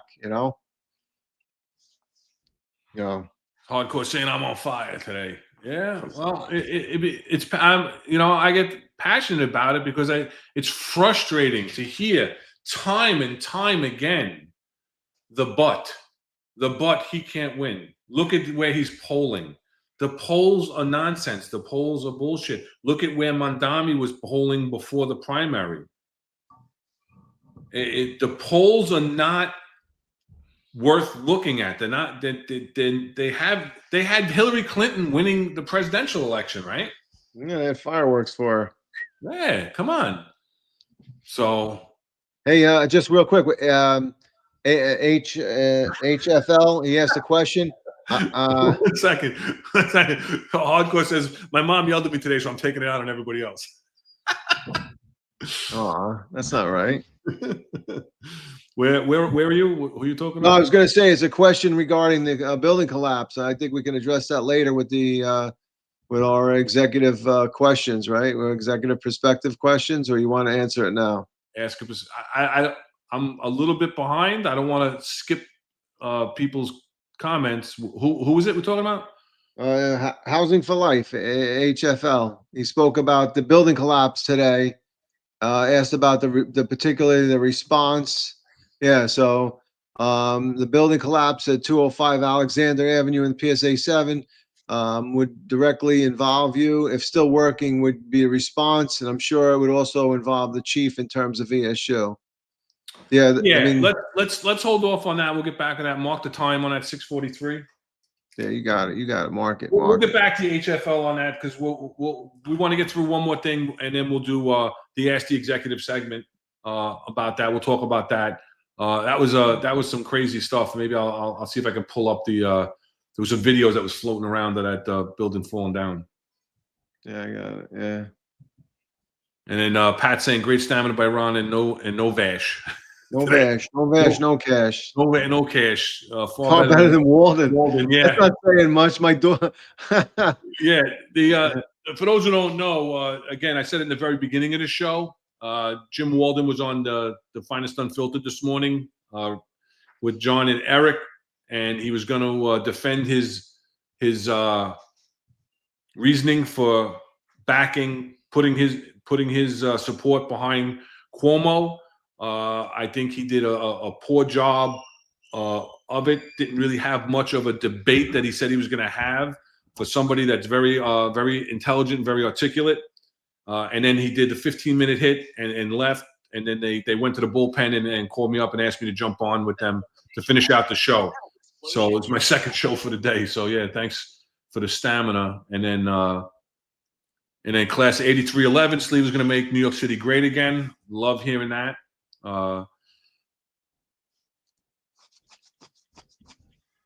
And Jeff Smith from X, if our youth weren't brainwashed in school and illegals didn't vote, Zohan would never have a chance to win. That's true. Can't argue with that, right? Patrick is on fire today himself. Fingers are burning up the keyboard. The media influences how people think, even when the facts contradict the media pusher narrative. That's exactly what we're talking about with the mainstream media before, how it's amazing how Curtis doesn't get the same FaceTime and everything else. He says, don't worry about the collapse. The drone master Kaz was there and activated his drone response team. Listen, in all seriousness, the drones do come in handy in situations like this to help to inspect the damage and for safety reasons in HL. So just catching up. All right, I'm caught up with it. I'm caught up. Ron, you were spot on this morning. I was just Sleepy Joe's looking for Dim to hand out a spot on, so I figured I'd give you a spot on. You're spot on this morning. Oh yeah, thanks. Yeah, Eric's driving,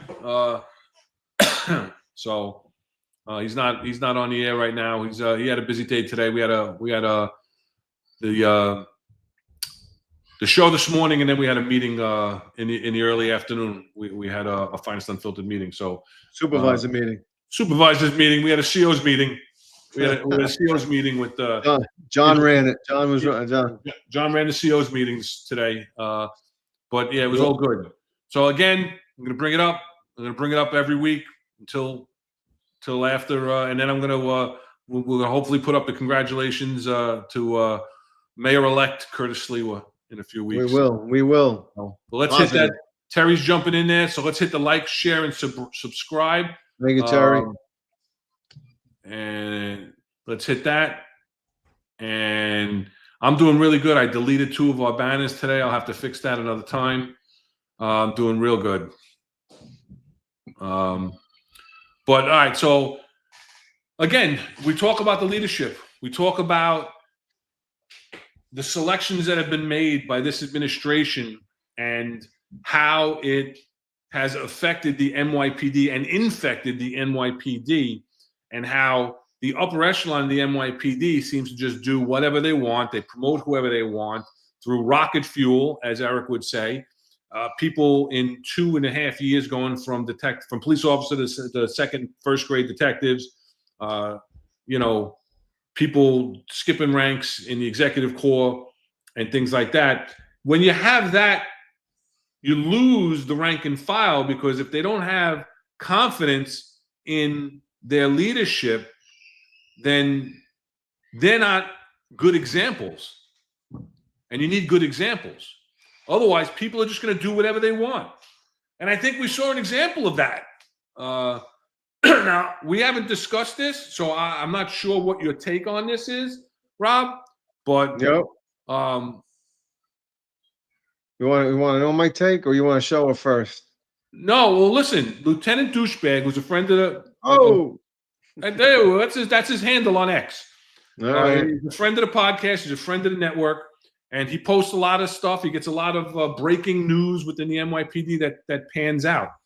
So let's take a look at something that he posted. Right, a newly graduated female police officer who just completed her training in August of 2025 was assigned to the 44th precinct in the Bronx, but has mysteriously transferred herself to the 5-2 precinct without any prior proper authorization. Reports indicate she went MIA from orientation and casually informed her rookie colleagues, "I got transferred to the 5-2. Shockingly, 2 supervisors in the 4-4 precinct admin office didn't question this at all, accepted her word without any verification. For nearly 2 months, she's been reporting to the 5-2 precinct, and once again, no one there raised any concerns. It's baffling who approved this transfer in the first place. This situation raises a serious question about the level of oversight within the NYPD. You guys need to do better." We'll do the update because then he posted an update. It's quite interesting how Officer Mora, I don't know that is the officer's name. There is an Officer Mora that is assigned to the 4-4 precinct field training. But this is what he's posting. Transferred to the 5-2 precinct without any knowing. The situation came to light when she reported sick, but the notification was sent to the 4-4 precinct instead. This raises important questions about how such a mix-up occurred. The desk officer at the 5-2 precinct noticed the absence of the sick notification and reached out to the sick desk, only to discover that Officer Mora was not assigned to the 4-4. Moreover, it's troubling that she made 2 arrests while operating under the assumption that she was working in the 5-2, when in fact she was assigned to the 4-4. It's essential to understand the context here. Who may have influenced her decision to act in this manner? While she might claim ignorance if this issue escalates, it certainly highlights a need for better communication and oversight within the department. This situation is not only challenging for her, but also poses significant implications for both command's admin's office supervisors, who will likely face scrutiny and discipline action as a result. You honestly can't make this up.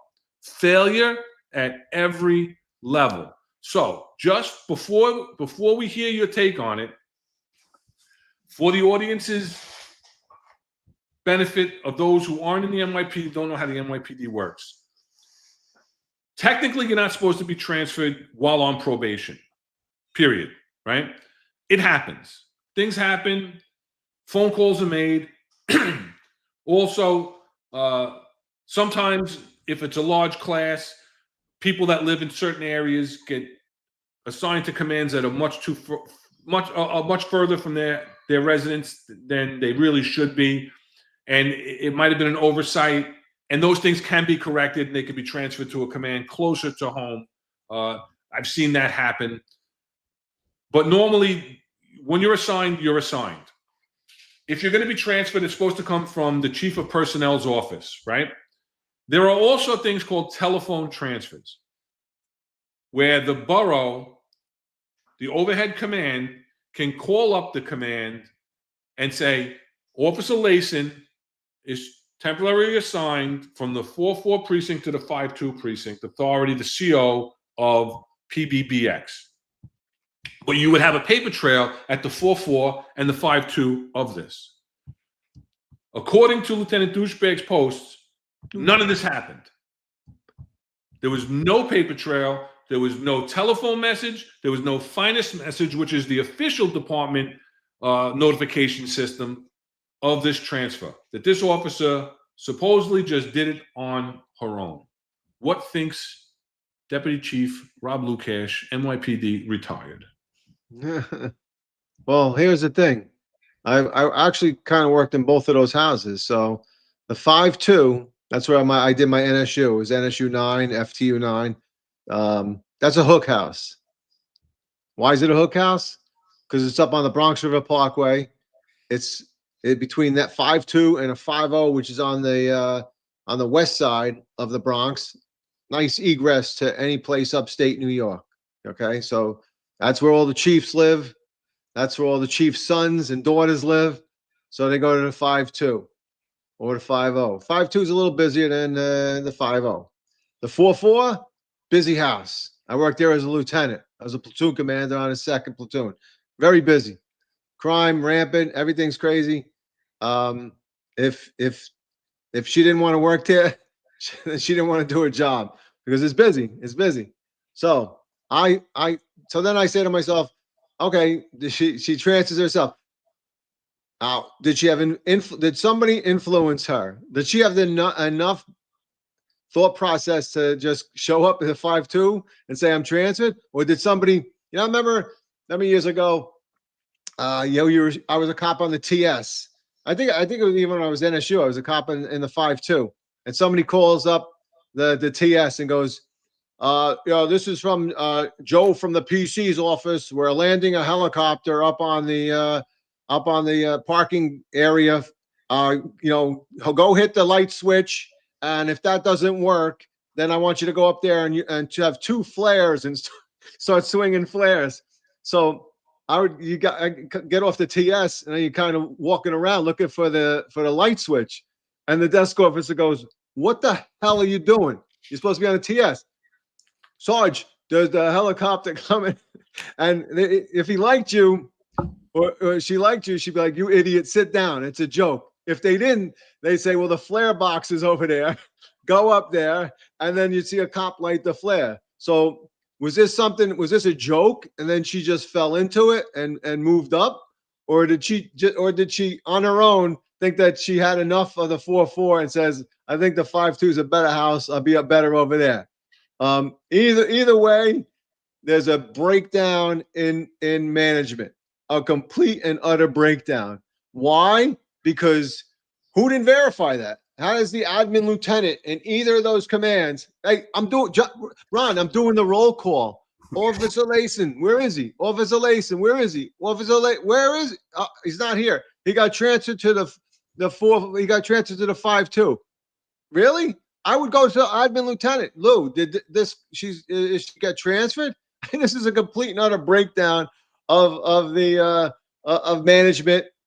I say the platoon commander, the patrol supervisor, and somebody should have brought it to the CO's office. Hey, the cap inspector, why is this person transferred? It's a complete and utter breakdown. And I give her credit for just transferring herself. Hey, I said this in the chat the other day. I think that she, when's the promotions just came out today. Maybe she's going to show up down there and walk across the stage and get promoted too. I don't know. Listen, I don't know what to think. It's like you can't make this up. Some people are saying, "Oh, a chief hooked her up. A chief is the one that told her to do this." No, I don't agree with that at all. Because if a chief was going to do it, a chief would have a telephone message done. A chief would make phone calls to their friends and personnel to try and hook this person up with a transfer, whatever the case may be. There would be some type of paper trail. There would be some type of telephone message. You worked in the borough. I worked in the borough. I was in charge of personnel in the borough. I made those phone calls. When I was a borough commander in housing, I would do it. I would make telephone transfers. Because sometimes transfers are very difficult to do. And sometimes, listen, it's better to ask for forgiveness than, to beg for forgiveness than, what's the thing? It's permission. Than ask permission, right? I had some cops that lived out in East Cupcake, Long Island that were coming to PSA 7. I was short cops in PSA 9. Listen, I telephone transferred them to PSA 9. I had somebody that lived upstate that was going to PSA 9. I telephone transferred them to PSA 7. Right? So I did that on my own as the borough commander, but there was a paper trail. Everybody knew that they were there. And then, you know what? If the chief of housing caught me, I would answer it out. I put the 49 in for the transfer, and while it was pending, a 49 is a report or request for transfer, right? I did it on my own. I took it upon myself. But you know what? That I had the authority to do that, and I would have to answer for it had we got caught, so to speak. But what PO, Lukash is in PSA 9 when all his paperwork is coming up, and in the computer is PSA 7 because that doesn't change. If I telephone transfer you, everything in the computer still says PSA 7, right? Yeah. But I knew it. PSA 7 knew it. PSA 9 knew it because the admin lieutenants had a telephone message on this. How could somebody just walk in and go, I got transferred? Well, hey, listen, what about roll call? Who's doing roll call? What happened to her payroll? They got to manually enter her every day? I don't know. I don't know how roll call works nowadays. If you could put somebody in and they'll show up every day. If they have a different command code, I'm not sure how that works. But if she's putting overtime over there, then it goes back to the 4-4. Oh, yeah, it goes back to the 4. That definitely happens. Whatever overtime she did, it went back to the 4-4. On their variance report. But she's dropping a slip there, and somebody in the 5-2 is doing her timekeeping in city time. Because in city time you can just do that. But it blows my mind, and I don't know. But to me, like, people are like, again, they're saying the chief had something to do with it. They're hooking her up. I don't know what she looks like. There's been no pictures of people, she must be really good looking and somebody's taking care of her. Somebody wants her for a driver. Whatever the case may be, if that was the case, then if that's what they're going to do, then they're going to put their name behind it, or they're going to get somebody else to put their name behind it and make that transfer happen on paper somehow. And the fact that there's no paper on this, I don't believe that the COs are responsible. Being a CO of 2 precincts, I can't be responsible for knowing every single thing administrative. That's why I have an administrative staff. That's why I have an administrative lieutenant. The administrative lieutenant is the person that's really, in my eyes, on the hook on this in both commands. Yeah. In both commands, the administrative lieutenant is on the hook, especially in the 5-2. I got this girl, showed up, said she's transferred, but I got no paper. Listen, everybody wants the extra body. We all know that, right? Everybody's short. Everybody wants the extra body. There's a little bit of confusion because she went there and just didn't even go to orientation in the 4-4. Showed up at the 5-2. So it's during that initial assignment period. So I understand a little bit of confusion, but there's got to be, everybody else is here on a finance message that they're assigned to my command. Why not this girl? Unless like 8311 saying maybe our hook told her to report before he got, they got the high 5. So there could have been, and here's the thing, there could have been a chief that says, all right, don't worry about it. Tomorrow, go to the 5-2 and I'll take care of the paperwork. I'll make sure everything's transferred to you. And if that's the case, if some chief did do that because he wanted her as his driver or he wanted something else, then that guy should be demoted right down to captain tomorrow. I just got a text message from a very reliable source that the 4-4 to the 5-2 self-transfer is 100% true as verified by a Bronx admin lieutenant.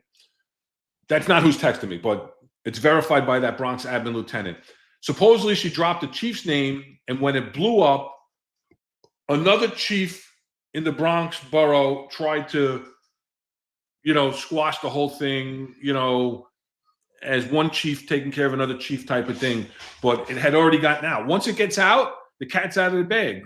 There's only 2 chiefs in the borough. Well, there's 3, three right? now. Three, right?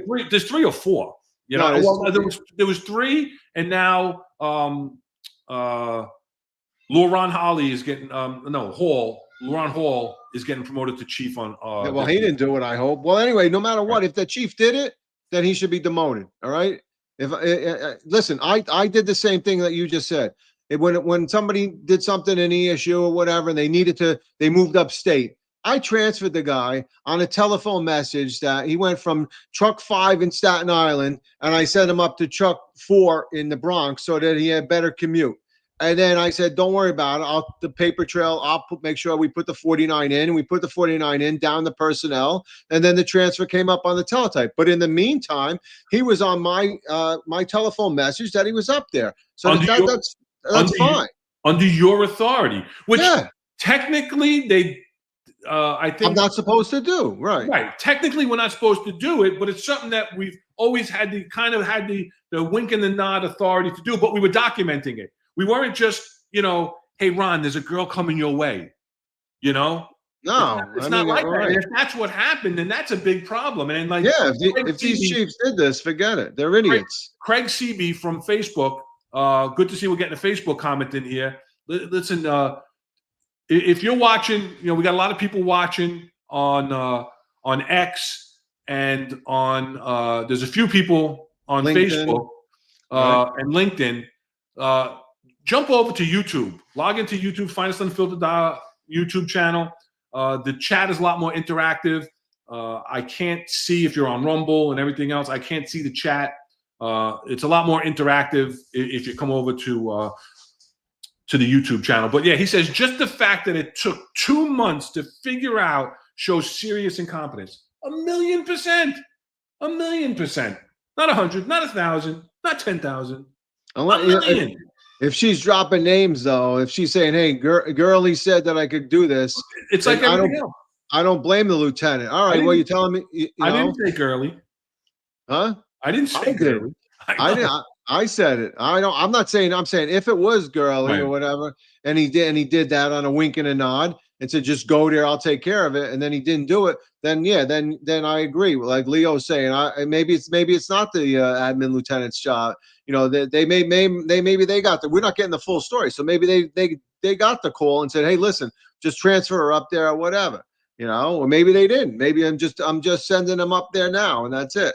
So either way, if he didn't step up and say no, it was me, then they're wrong. They're wrong for doing it. So it sounds like another corruption, aka scandal thing. That who knows how many other people, Listen, I'm sure Chief Gurley, and I worked with Ben, I'm sure Chief Gurley is aware of the situation and he's involved in the situation. It happened within 2 of his commands.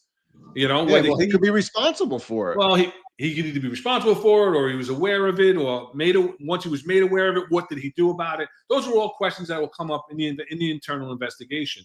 But do you really expect a rookie not to drop Chief Rob No Cash's name, that he's the one that told me it's okay for me to go to the 5-2? Absolutely. Absolutely. Yeah. How do you think that's not going to come out? I was when doing GOs, you could ask a cop, "Hey, who were you with at that job?" "Oh, there were a lot of cops there. I don't know. It was some guys, this guy." And then they say, "Well, who's the supervisor there?" "Oh, it was a Sergeant Lou Cash. He was there." They know right off the bat. So absolutely. Yeah, 8311. It maybe Hook told her to report before they got the high five. Listen, and that's what we're talking about with telephone messages. The high five is the official transfer from downtown. So if there was a chief that was trying to hook her up, if she's not smart enough to realize that he's trying to transfer her to the 5-2 from the 4-4, that, he's going to make a phone call for me, and she thought, well, he told me I'm transferred. Well, that tells you right there the competency. But if this guy or girl, whatever the chief is, told this officer, go ahead, go to the 5-2, it's okay, I'm going to get you transferred, and then was making phone calls downtown, but just blew up beforehand. How it doesn't take 2 months to get a phone call downtown, though. No, that's way too long. You would get knocked down immediately unless there was. You would have to. I don't know what you'd have to come up with or who you'd have to know to get somebody transferred immediately out of field. In field training, just postgraduate. Listen, the easiest time to make a phone call and get somebody assigned to a command is when they're in the academy. Yeah. So if this person knew somebody, that phone call should have been made before the assignments were given out. That's the easiest phone call to make in the academy because they have hundreds of people that they have to assign at one time. So it's easier to take care of people. Maybe the CO of the borough or the other chief in the borough didn't know what she looked like. So when she finally came to the borough orientation, hey, maybe you need to go to the 5-2. Who knows?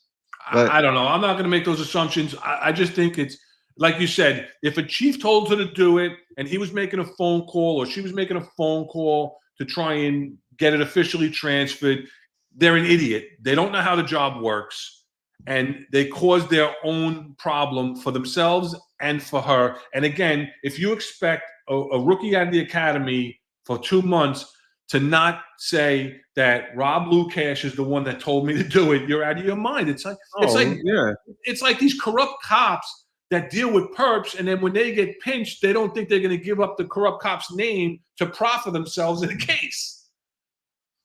yeah, I don't know. Lampwick says she was a hottie, so. All right, Marlon's going to disagree with me and say that there's no way the CO didn't know about this.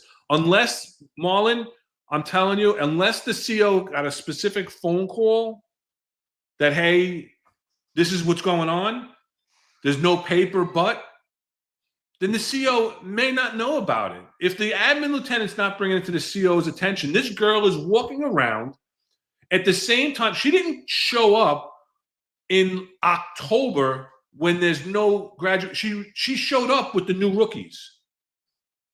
So she's blending in. I'm sure she's not walking around with 4.4 collar brass in the 5.2. I'm sure she bought 5.2 collar brass. How is the CO going to know that this person doesn't legitimately work there? You have a staff that is supposed to be accounting for your personnel. Well, I disagree. I disagree with Marlon. If she's as hot as everybody's saying, the CO is like, hey, who's that? Oh, she got transferred from the 4.4. He's like, all right, cool, man. She's my driver. Again, I don't know. I'm not getting into all that. You know, let's see what Leo is saying. And I'll defend the admin lieutenants under the administration. Yeah, that's what I read earlier. So many shenanigans with shady transfers. And you read this already? Yeah, well, I was talking about it earlier. Yeah. Oh, and getting yelled at for questioning things that they just shrugged. I get that, but there's no way. There's no way. There has to be. Listen, just send a telephone message down. Even if the chief is telling me it's good, I'm going to the CO and I'm going to say, boss, I talked to the borough. The borough said, nah, it's good, but we're not going to put it on paper. Now it's on the CO. Now Marlon, the CO, knows about it. And if the CO didn't do anything about it and he's being directed by the borough, again, now we're pushing it up. It's the borough. I think no matter what, it's the chief at the borough. Whoever did this, whatever chief told her to go there or whatever, and you just said you got a text saying that, the chief is, like somebody said earlier in the chat, the guy should be the midnight duty captain right now, duty captain, because you're an idiot, all right? You don't do that. It's ridiculous. It shows favoritism. It diminishes, the pride and, just, it's just awkward conduct. You wouldn't normally do that. So you want to transfer somebody, transfer them the right way. Right. All right. You're killing morale by doing that. I couldn't get there. I'm busting my ass in a 4.4 and she just shows up to the 5.2. She goes to a hook house. And again, if it's a female and if she is good looking, it just makes it worse. You know? Look at TC. One second. Wait, QC Beast. What happened to the cop now? I believe she's modified. And does she go back to the 4.4 or get highway therapy? I'm sure she'll wind up in another command when this is all said and done. Yeah, she's going to go to squad. Hey, TC, I love TC. Says the first clue was the 57 was written in crayon. Oh. All right. Nah, man. Somebody should hang for that one. Absolutely. No, I agree with you 100%. I agree with you. You know. So you got anything else on? Yeah, there it is. No, I don't think there's anything more. So should be a chief someday. So a lot of borough higher ups were in on it. It's a bigger scandal than it's being made of. It hasn't hit the papers. It hasn't even hit the papers. It hasn't gone past Lieutenant Douchebag and the Finest Unfiltered. So you know. But all right, you got anything else on that one, Rob? No. Anything else before we're 2 hours and 9 minutes into it. Listen, great engagement with the chat again today. I love when the chat is engaged with us as we're going along, and it's hard for me to keep up and we appreciate the engagement. We appreciate that we can watch the chat and know that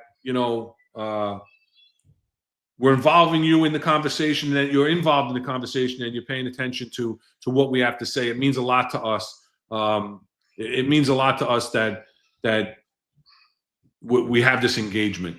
So I just want to address who is it? Where'd they go? Just Invest says, since when the 5-2 become a hook house? It's a horrible house. It may be a horrible house, but the reason I told you that it's a hook house is because of the close proximity to Westchester, Putnam, Rockland, and Orange. It's a very easy commute. It's right off the Bronx River Parkway, so that's why it's a hook house.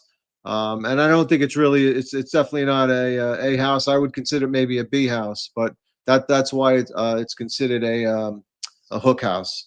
And Hardcore is saying Rob's reading all the comments while Ron's trying to keep up while they're talking. I'm trying, guys. I'm trying. As you know, it's a self-produced show. So, and then Lampwick giving love to my mom. Thanks, pal. Appreciate that. And Patty, I don't know. So let's move on.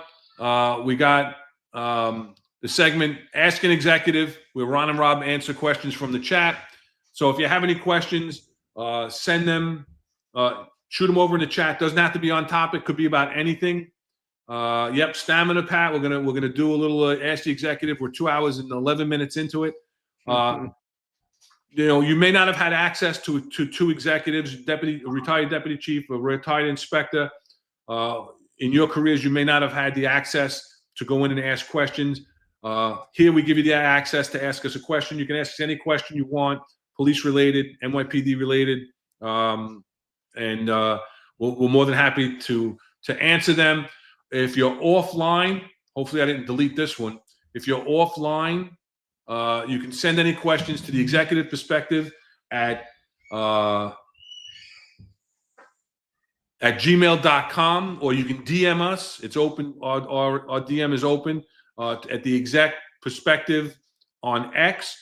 We do get questions. We did get one question this week that we answered offline. We didn't feel it was appropriate to answer online, but we did answer that person. Mom's yelling. Why are you? The pension board called you? No. She thinks it's sexist that we're talking about the girl being hot, and I didn't tell you, Mom. I was in the chat. Listen, I don't know it either, but I'm saying if she was, that's a reason. That's unfortunately, yeah, it is sexist and it's not right. And that's what a lot of bosses do. I never took a female driver, but listen, that was my preference. I've seen other bosses take the most prettiest girl in the command, and it wasn't because any other reason than she was pretty. So whatever. I agree with Mom. It is sexist and it's not right. So so the same reason that chief transferred them for whatever reason, it wasn't some guy getting transferred either. So I agree, Mom. I agree with you, and it is sexist and it's not right. All right, we'll go back to. I'll hear about that. I'm sure I'll get the phone call later. Housing for Life, Inspector. The building collapse. A terrible incident today. I did not get a chance to actually. You know what? I'm going to go to the next question, and you could speak on that, and I'll see if I can pull up that video for us real quick. I got one at Simply E at 6:54.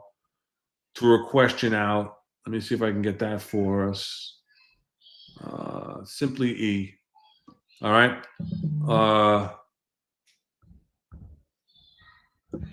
Yeah, I know. I want to go on. You want me to answer this then? Yeah, you answer. You read that out and answer it. I'm going to go on X and see if I can. So Simply is are we extending an invite for Sliwa to come to the executive perspective to discuss his candidacy and plans for the NYPD? Absolutely. We're reaching out to his campaign, and we definitely would love for him to come on, and we'd love to talk to him about what we feel would be most beneficial to the police department relative to the police commissioner and things that would benefit the rank and file and bring morale and bring back better recruitment, so that the police department can then move ahead and get out of this the darkness that it's been in for the last 12 years. Ron? Yeah, I'm just trying to pull this up. Hold on 1 second. Did you get what I sent you? I did, but it's going to be too difficult to So bring then the video up. we can read the next one. Yeah, QCP. yeah. How do you feel about the cop who was on sick leave and snuck into the Ryder Cup saying he was a Trump's detail? So you want to answer that, because I know you guys addressed that earlier this morning, relative to that he's the Asian Jade president, I believe, right? That's what they're saying. Yeah, he's the Asian Jade president. We talked about it. Somebody said that he had a medical condition. Well, I don't see how that fits into the scenario of what's going on with that. I think that he tried to get over, and it wasn't a good move. And you know what I'll say about it? I'll say it was a complete and utter failure and a breach in security.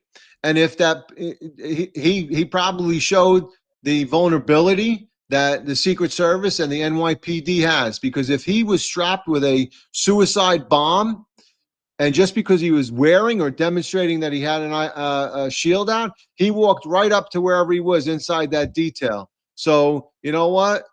Was he wrong for doing it? Absolutely. Does he have some psychological problems? I don't know. Maybe. Does he have some internal problems? Yeah, with the police department, I would have a problem with that. He's not supposed to be doing that, especially as he's out on sick report and he's showing up in a uniform pretending he's working. Criminally, like Ron had spoken about earlier, yeah, that happened out in the Nassau County. So that's their jurisdiction. So that would have been handled by them. But internally, I think the police department should look into it. What was his reasoning? Find out whether it's a medical condition or whether it was something that he planned to do because he felt like doing it and violated the department policy and rules. And on top of that, I think that the people from Intel and the Secret Service should reevaluate the way they make and secure their perimeters and how they let police officers that don't even look like they're in uniform. That guy was wearing some crazy uniform, and these guys just let him in. So that's my take on that. Yeah. All right. So the building collapsed at 205 Alex in PSA 7, and would directly involve me when I was the borough commander. Yeah. If still working, what would be the response? I'm sure it would also involve the chief in terms of ESU. So let's take a quick look at the. I have to remove this first. I'm trying, brother. No, it's like TC says the cop at the Ryder Cup was transferred there by the same person that transferred the 4-4 Cup. Yeah. So this is what Housing for Life is saying at the Monroe houses in the Bronx on Mott Haven, and the shaft totally collapsed off the side of the building. And what I saw something online that maintenance was firing up the boiler to test everything because it's going to start getting colder, and one of the boilers exploded. But you see this. I gotta go over here. Yeah, apparently it collapsed. It was a chimney structure.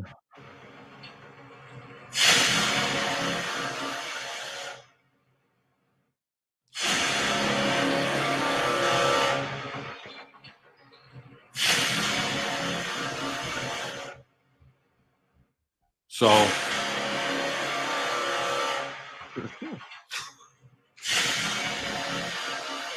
I don't know why it's still going.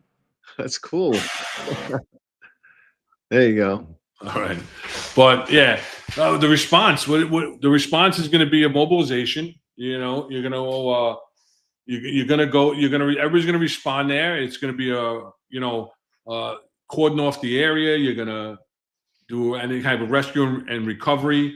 Thank God it appears that nobody was even injured, let alone loss of life. That entire shaft from the entire building collapsed. It wasn't just the top piece; the entire building collapsed. And there's other videos online of an explosion from one of the CCTV cameras, and then there's other videos that show the actual damage. It's horrific. So, but luckily, nobody was hurt. But what's the response? The response is basically to go there and preserve life, to keep people out, to evacuate that building so that you can determine that the building is structurally sound. And Kaz's drones were there to assist, which is one of the reasons that these drones would come in handy to help to assess the damage to the structure from the exterior, while they went in, and with the buildings department and everybody else is going in and checking every single apartment for structural damage. Yeah, so according to the citywide incident management system, building collapses fall under the FDNY. So obviously the fire department would be there. They also have their own tethered drone that they use for building assessments. They also set up their tower ladder and use a laser to determine if the building structurally sound, if it's going to lean any which way. Building department. I mean, this is a big OEM job. You're talking about ESU responding for search and rescue procedures, and also the ESU K9. They have bloodhounds, and they also have cadaver dogs, and they also have live search and rescue dogs, which are also used for the FEMA team. So you're talking about a multi-agency response, all under our illustrious deputy mayor of public safety, who's probably standing there taking pictures. But I'm sure they'll just invest. There'll be pictures next week of him dancing with the building collapsing behind him, and it'll all be good. But so that's a big response. Lily, definitely the K9 units deployed. Like I said, NYPD has three types of dogs: the cadaver dogs, the live search and rescue, and also the bloodhounds. So they would all be there. And again, like Ron said, they would be going up in the building and complete an evacuation to make sure that everything's structurally sound before they even reoccupy it. So big job. Thank God nobody was hurt. Thank God nobody on the ground that was out in the area, sitting in one of the benches in the park benches. That's in a housing project. I think it's the Mitchell houses.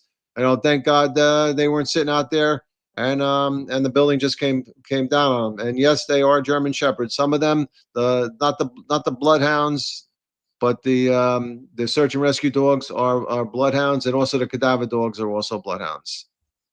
I'm sorry, bloodhounds. The cadaver dogs are also German Shepherds. Both are German Shepherds, except the bloodhounds. Yeah. So thank God nobody was hurt. Again, a few comments in here that an article came out. I just tried to look. I didn't find it, about Tisch going against the CCRB, wishes to fire Lieutenant Jonathan Rivera's fatal shooting of an unarmed ex-con Alan Feliz. That's not breaking news. That determination was made. Maybe it just came down officially, but she had said that she's not going to terminate him and released a report saying that she felt that he acted within department guidelines. He was in fear of his life and the life of his officers when he was in that vehicle, and I believe that he took off and he was driving away with him leaning into the vehicle, if I remember correctly. So yeah, that's out there. Mikey G says in 63 says, what? No one on the benches? It was early though, right? It was early this morning, so I don't think people were ready to hang out yet. But yeah, usually there's one or two left out on the bench. Maybe they were sleeping on the other side. But yeah, thank God. Thank God, yeah, because you're not surviving that. No. Anybody have anything else you want to throw up there? We'll give it another second. I'll start loading up the future shows. Yep. Good. Thank everybody in the chat tonight. Great Great conversations. Like Ron said earlier, I love the interaction. Thank Hard-X Corp for making me drink my coffee to make sure that I staying awake. Appreciate that, looking out for me. And what I think maybe one more question does Delray 53 have, and then we can close it out. Go ahead. That's you though. I think as a precinct commander. I'm sorry. I'm bringing something else up. Sorry. No, as a precinct commander in the rank of captain, did you ever have conflicts with your executive officer who was also a captain? Do you think the CO should always be a rank higher from an XO? No. The answer is no and no. It's a paramilitary organization. I never had a problem. I always worked very closely with my executive officer. They were my partner in the command and running the command. I was clear on what their duties were. I was clear on what they were allowed and weren't allowed to make decisions on. And I never had any conflicts with any executive officer. I got to say I was blessed with my executive officers. And I don't think that the CO should be a rank higher from the XO, meaning a deputy inspector versus a captain, because technically you do, even though you're both captains in the hierarchy, you do outrank them in that you do have the authority to make their duty schedule, to have them do certain assignments, to whatever workload that you're going to give them. You have that authority as the commanding officer. And well, I could say as being an XO in the command, and I've said this to you, Ron, before, and to the audience.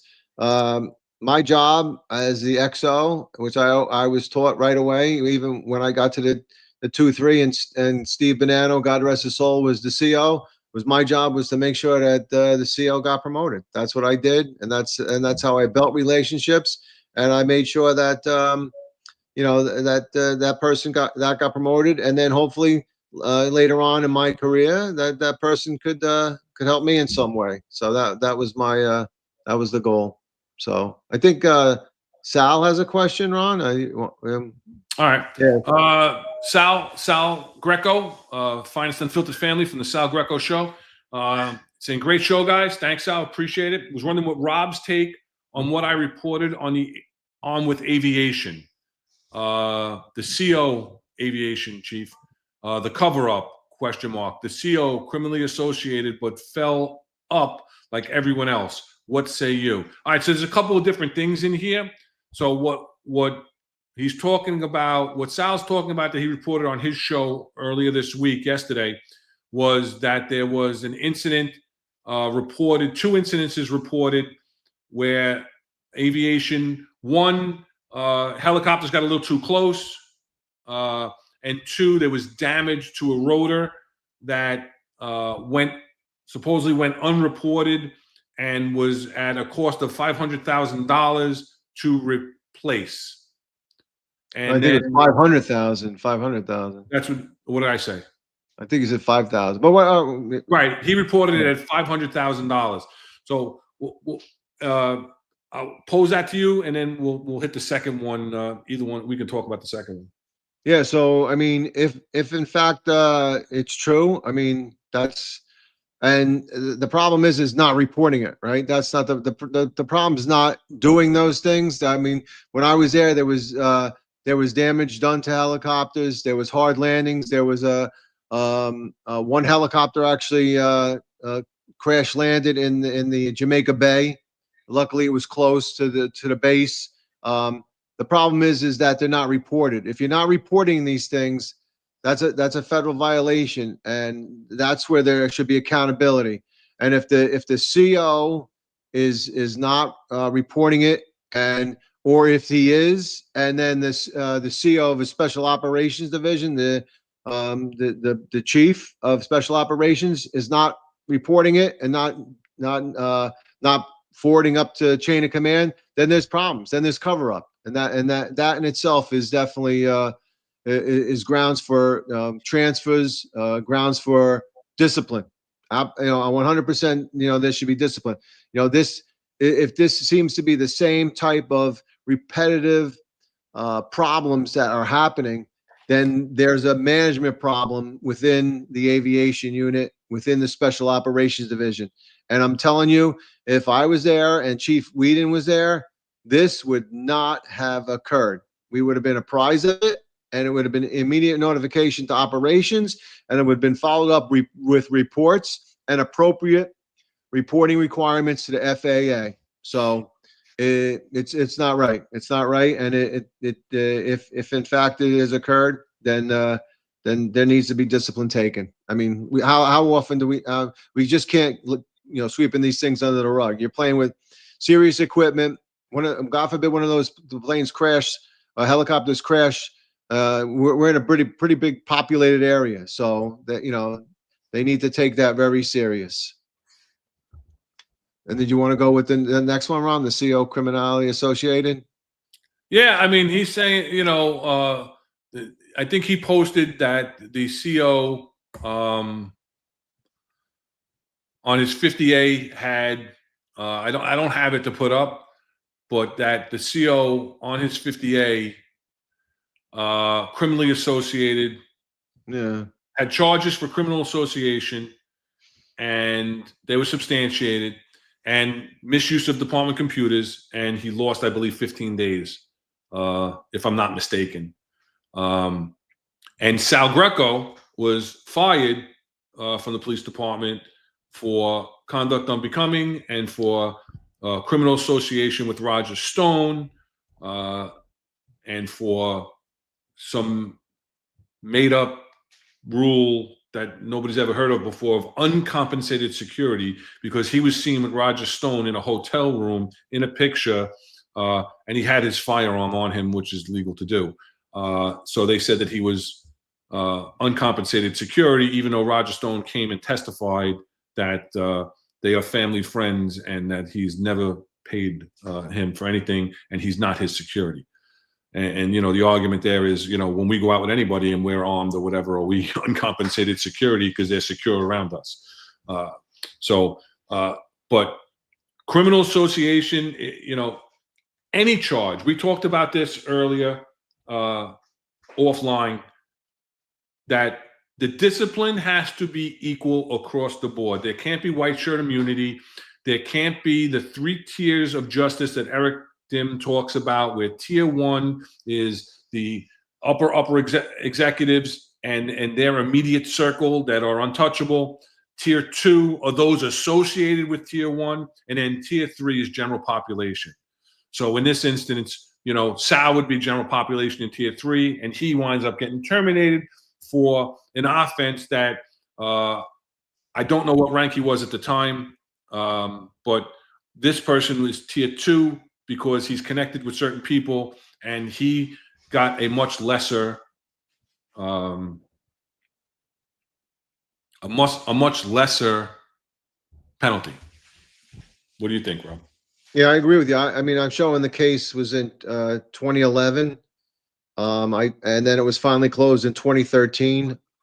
I don't know what rank he was, but if it's not fair discipline across the board, it shows a huge case of impropriety, because if there's favoritism and different things that are effective to different people, then it just lowers morale. Again, we talk about morale all the time, but it has to be fair across the boards. I don't care if you're the chief of department or you're a police officer on patrol. If you do a certain thing, then it should be the same discipline. Okay, there shouldn't be any the AKA white shirt immunity. There shouldn't be any favoritism.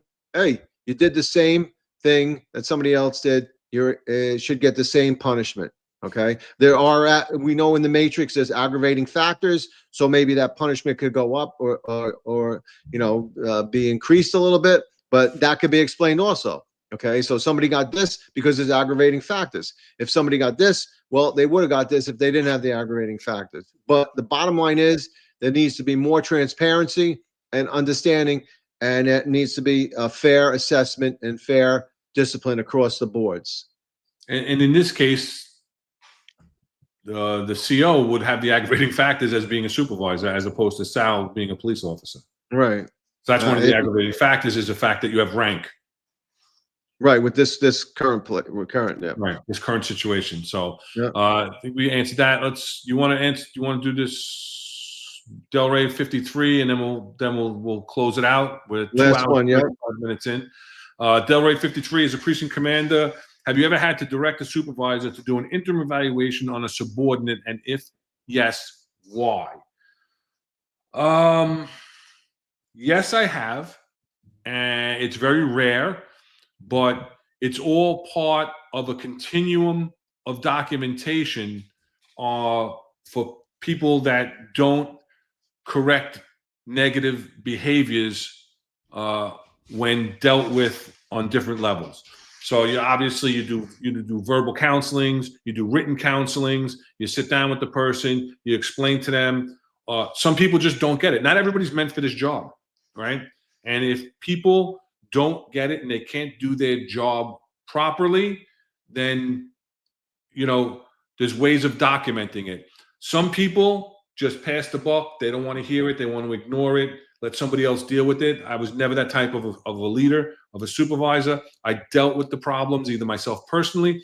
I don't want to make it sound like, directing a supervisor to do an interim evaluation, so that I don't have to do it. Because if it was somebody that was under my direct control or my direct supervision, I would have to do it, right? But if it's a cop in a squad, I would have the sergeant do it or the lieutenant do it, because they're the ones that know them intimately. And you have to be able to articulate. The way to do it properly is to articulate what you've done leading up to the fact that now I have to give you an interim evaluation, because to me, that's a big deal, because that's something that's going to be on your your CPI, which is your permanent electronic record, right? Your personnel index, that you'll always have to answer for, no matter what. Even if you become a superstar and get the highest rank ratings in your evaluation for the rest of your career, if you had an interim evaluation or anything with a 2 or 2.5, which is below standards, even if it's in one dimension, you're going to have to answer for that forever. So it's something that doesn't come lightly, and it's not something that you do immediately. It's something that is led up to, and the subject of the interim evaluation should have very fair warning that it's coming, and yet they still don't correct whatever the behavior is or the performance objectives. The performance is that they're not doing properly, whether it's not responding to radio runs properly, not doing paperwork properly, whatever the case may be. Yeah, I'll say that I would never, ever direct a supervisor to do an interim evaluation on a subordinate. If I needed to do an interim evaluation, I would do it. I've done them. And just like you said, there needs to be a paper trail.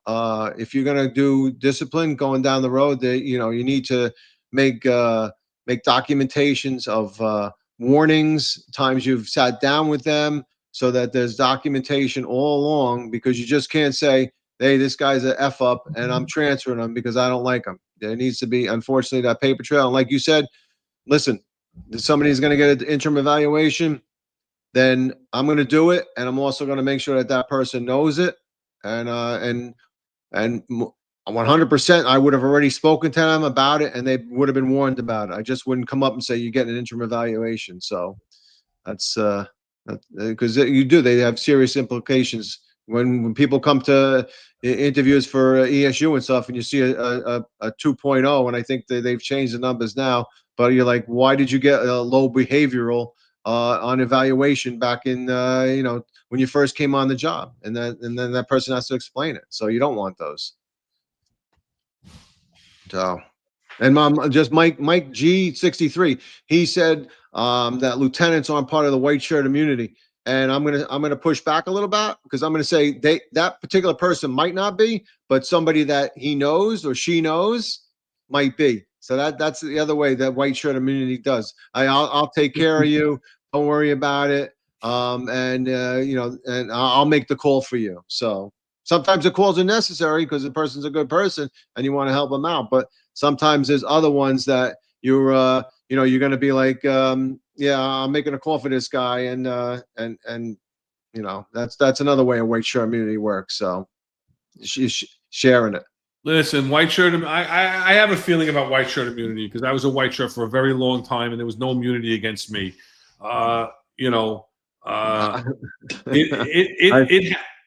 Listen, I'm not saying it. Listen, I'm not saying it doesn't happen. And again, you got the tiers, right? So, but it's only certain white shirts. Oh yeah. That's because you wear a white shirt doesn't mean you got it. I never received any discipline in my career until I was a captain. So the first time I ever got a command discipline is when I was a captain, and it was for nonsense. I'm not going to get into the whole reasons that I'll throw it back to you though. You know, or anything. It's not who you know; it's who knows you. There you go. Right, Jack. I don't even know what you're talking about. I don't even know what that means. He's saying, yeah. I don't even know what that means. That's the silly comment.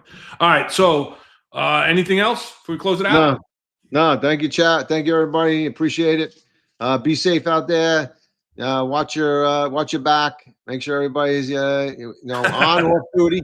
You got to keep looking behind you and keep yourself safe. So, you see cops getting assaulted all the time. So be careful. Yeah, that's right. Situational awareness, people. We've seen it. We didn't get a chance to talk about it last week. We're going to talk about it. Situational awareness. Keep your head on a swivel. All right. Tomorrow at 1:05 p.m.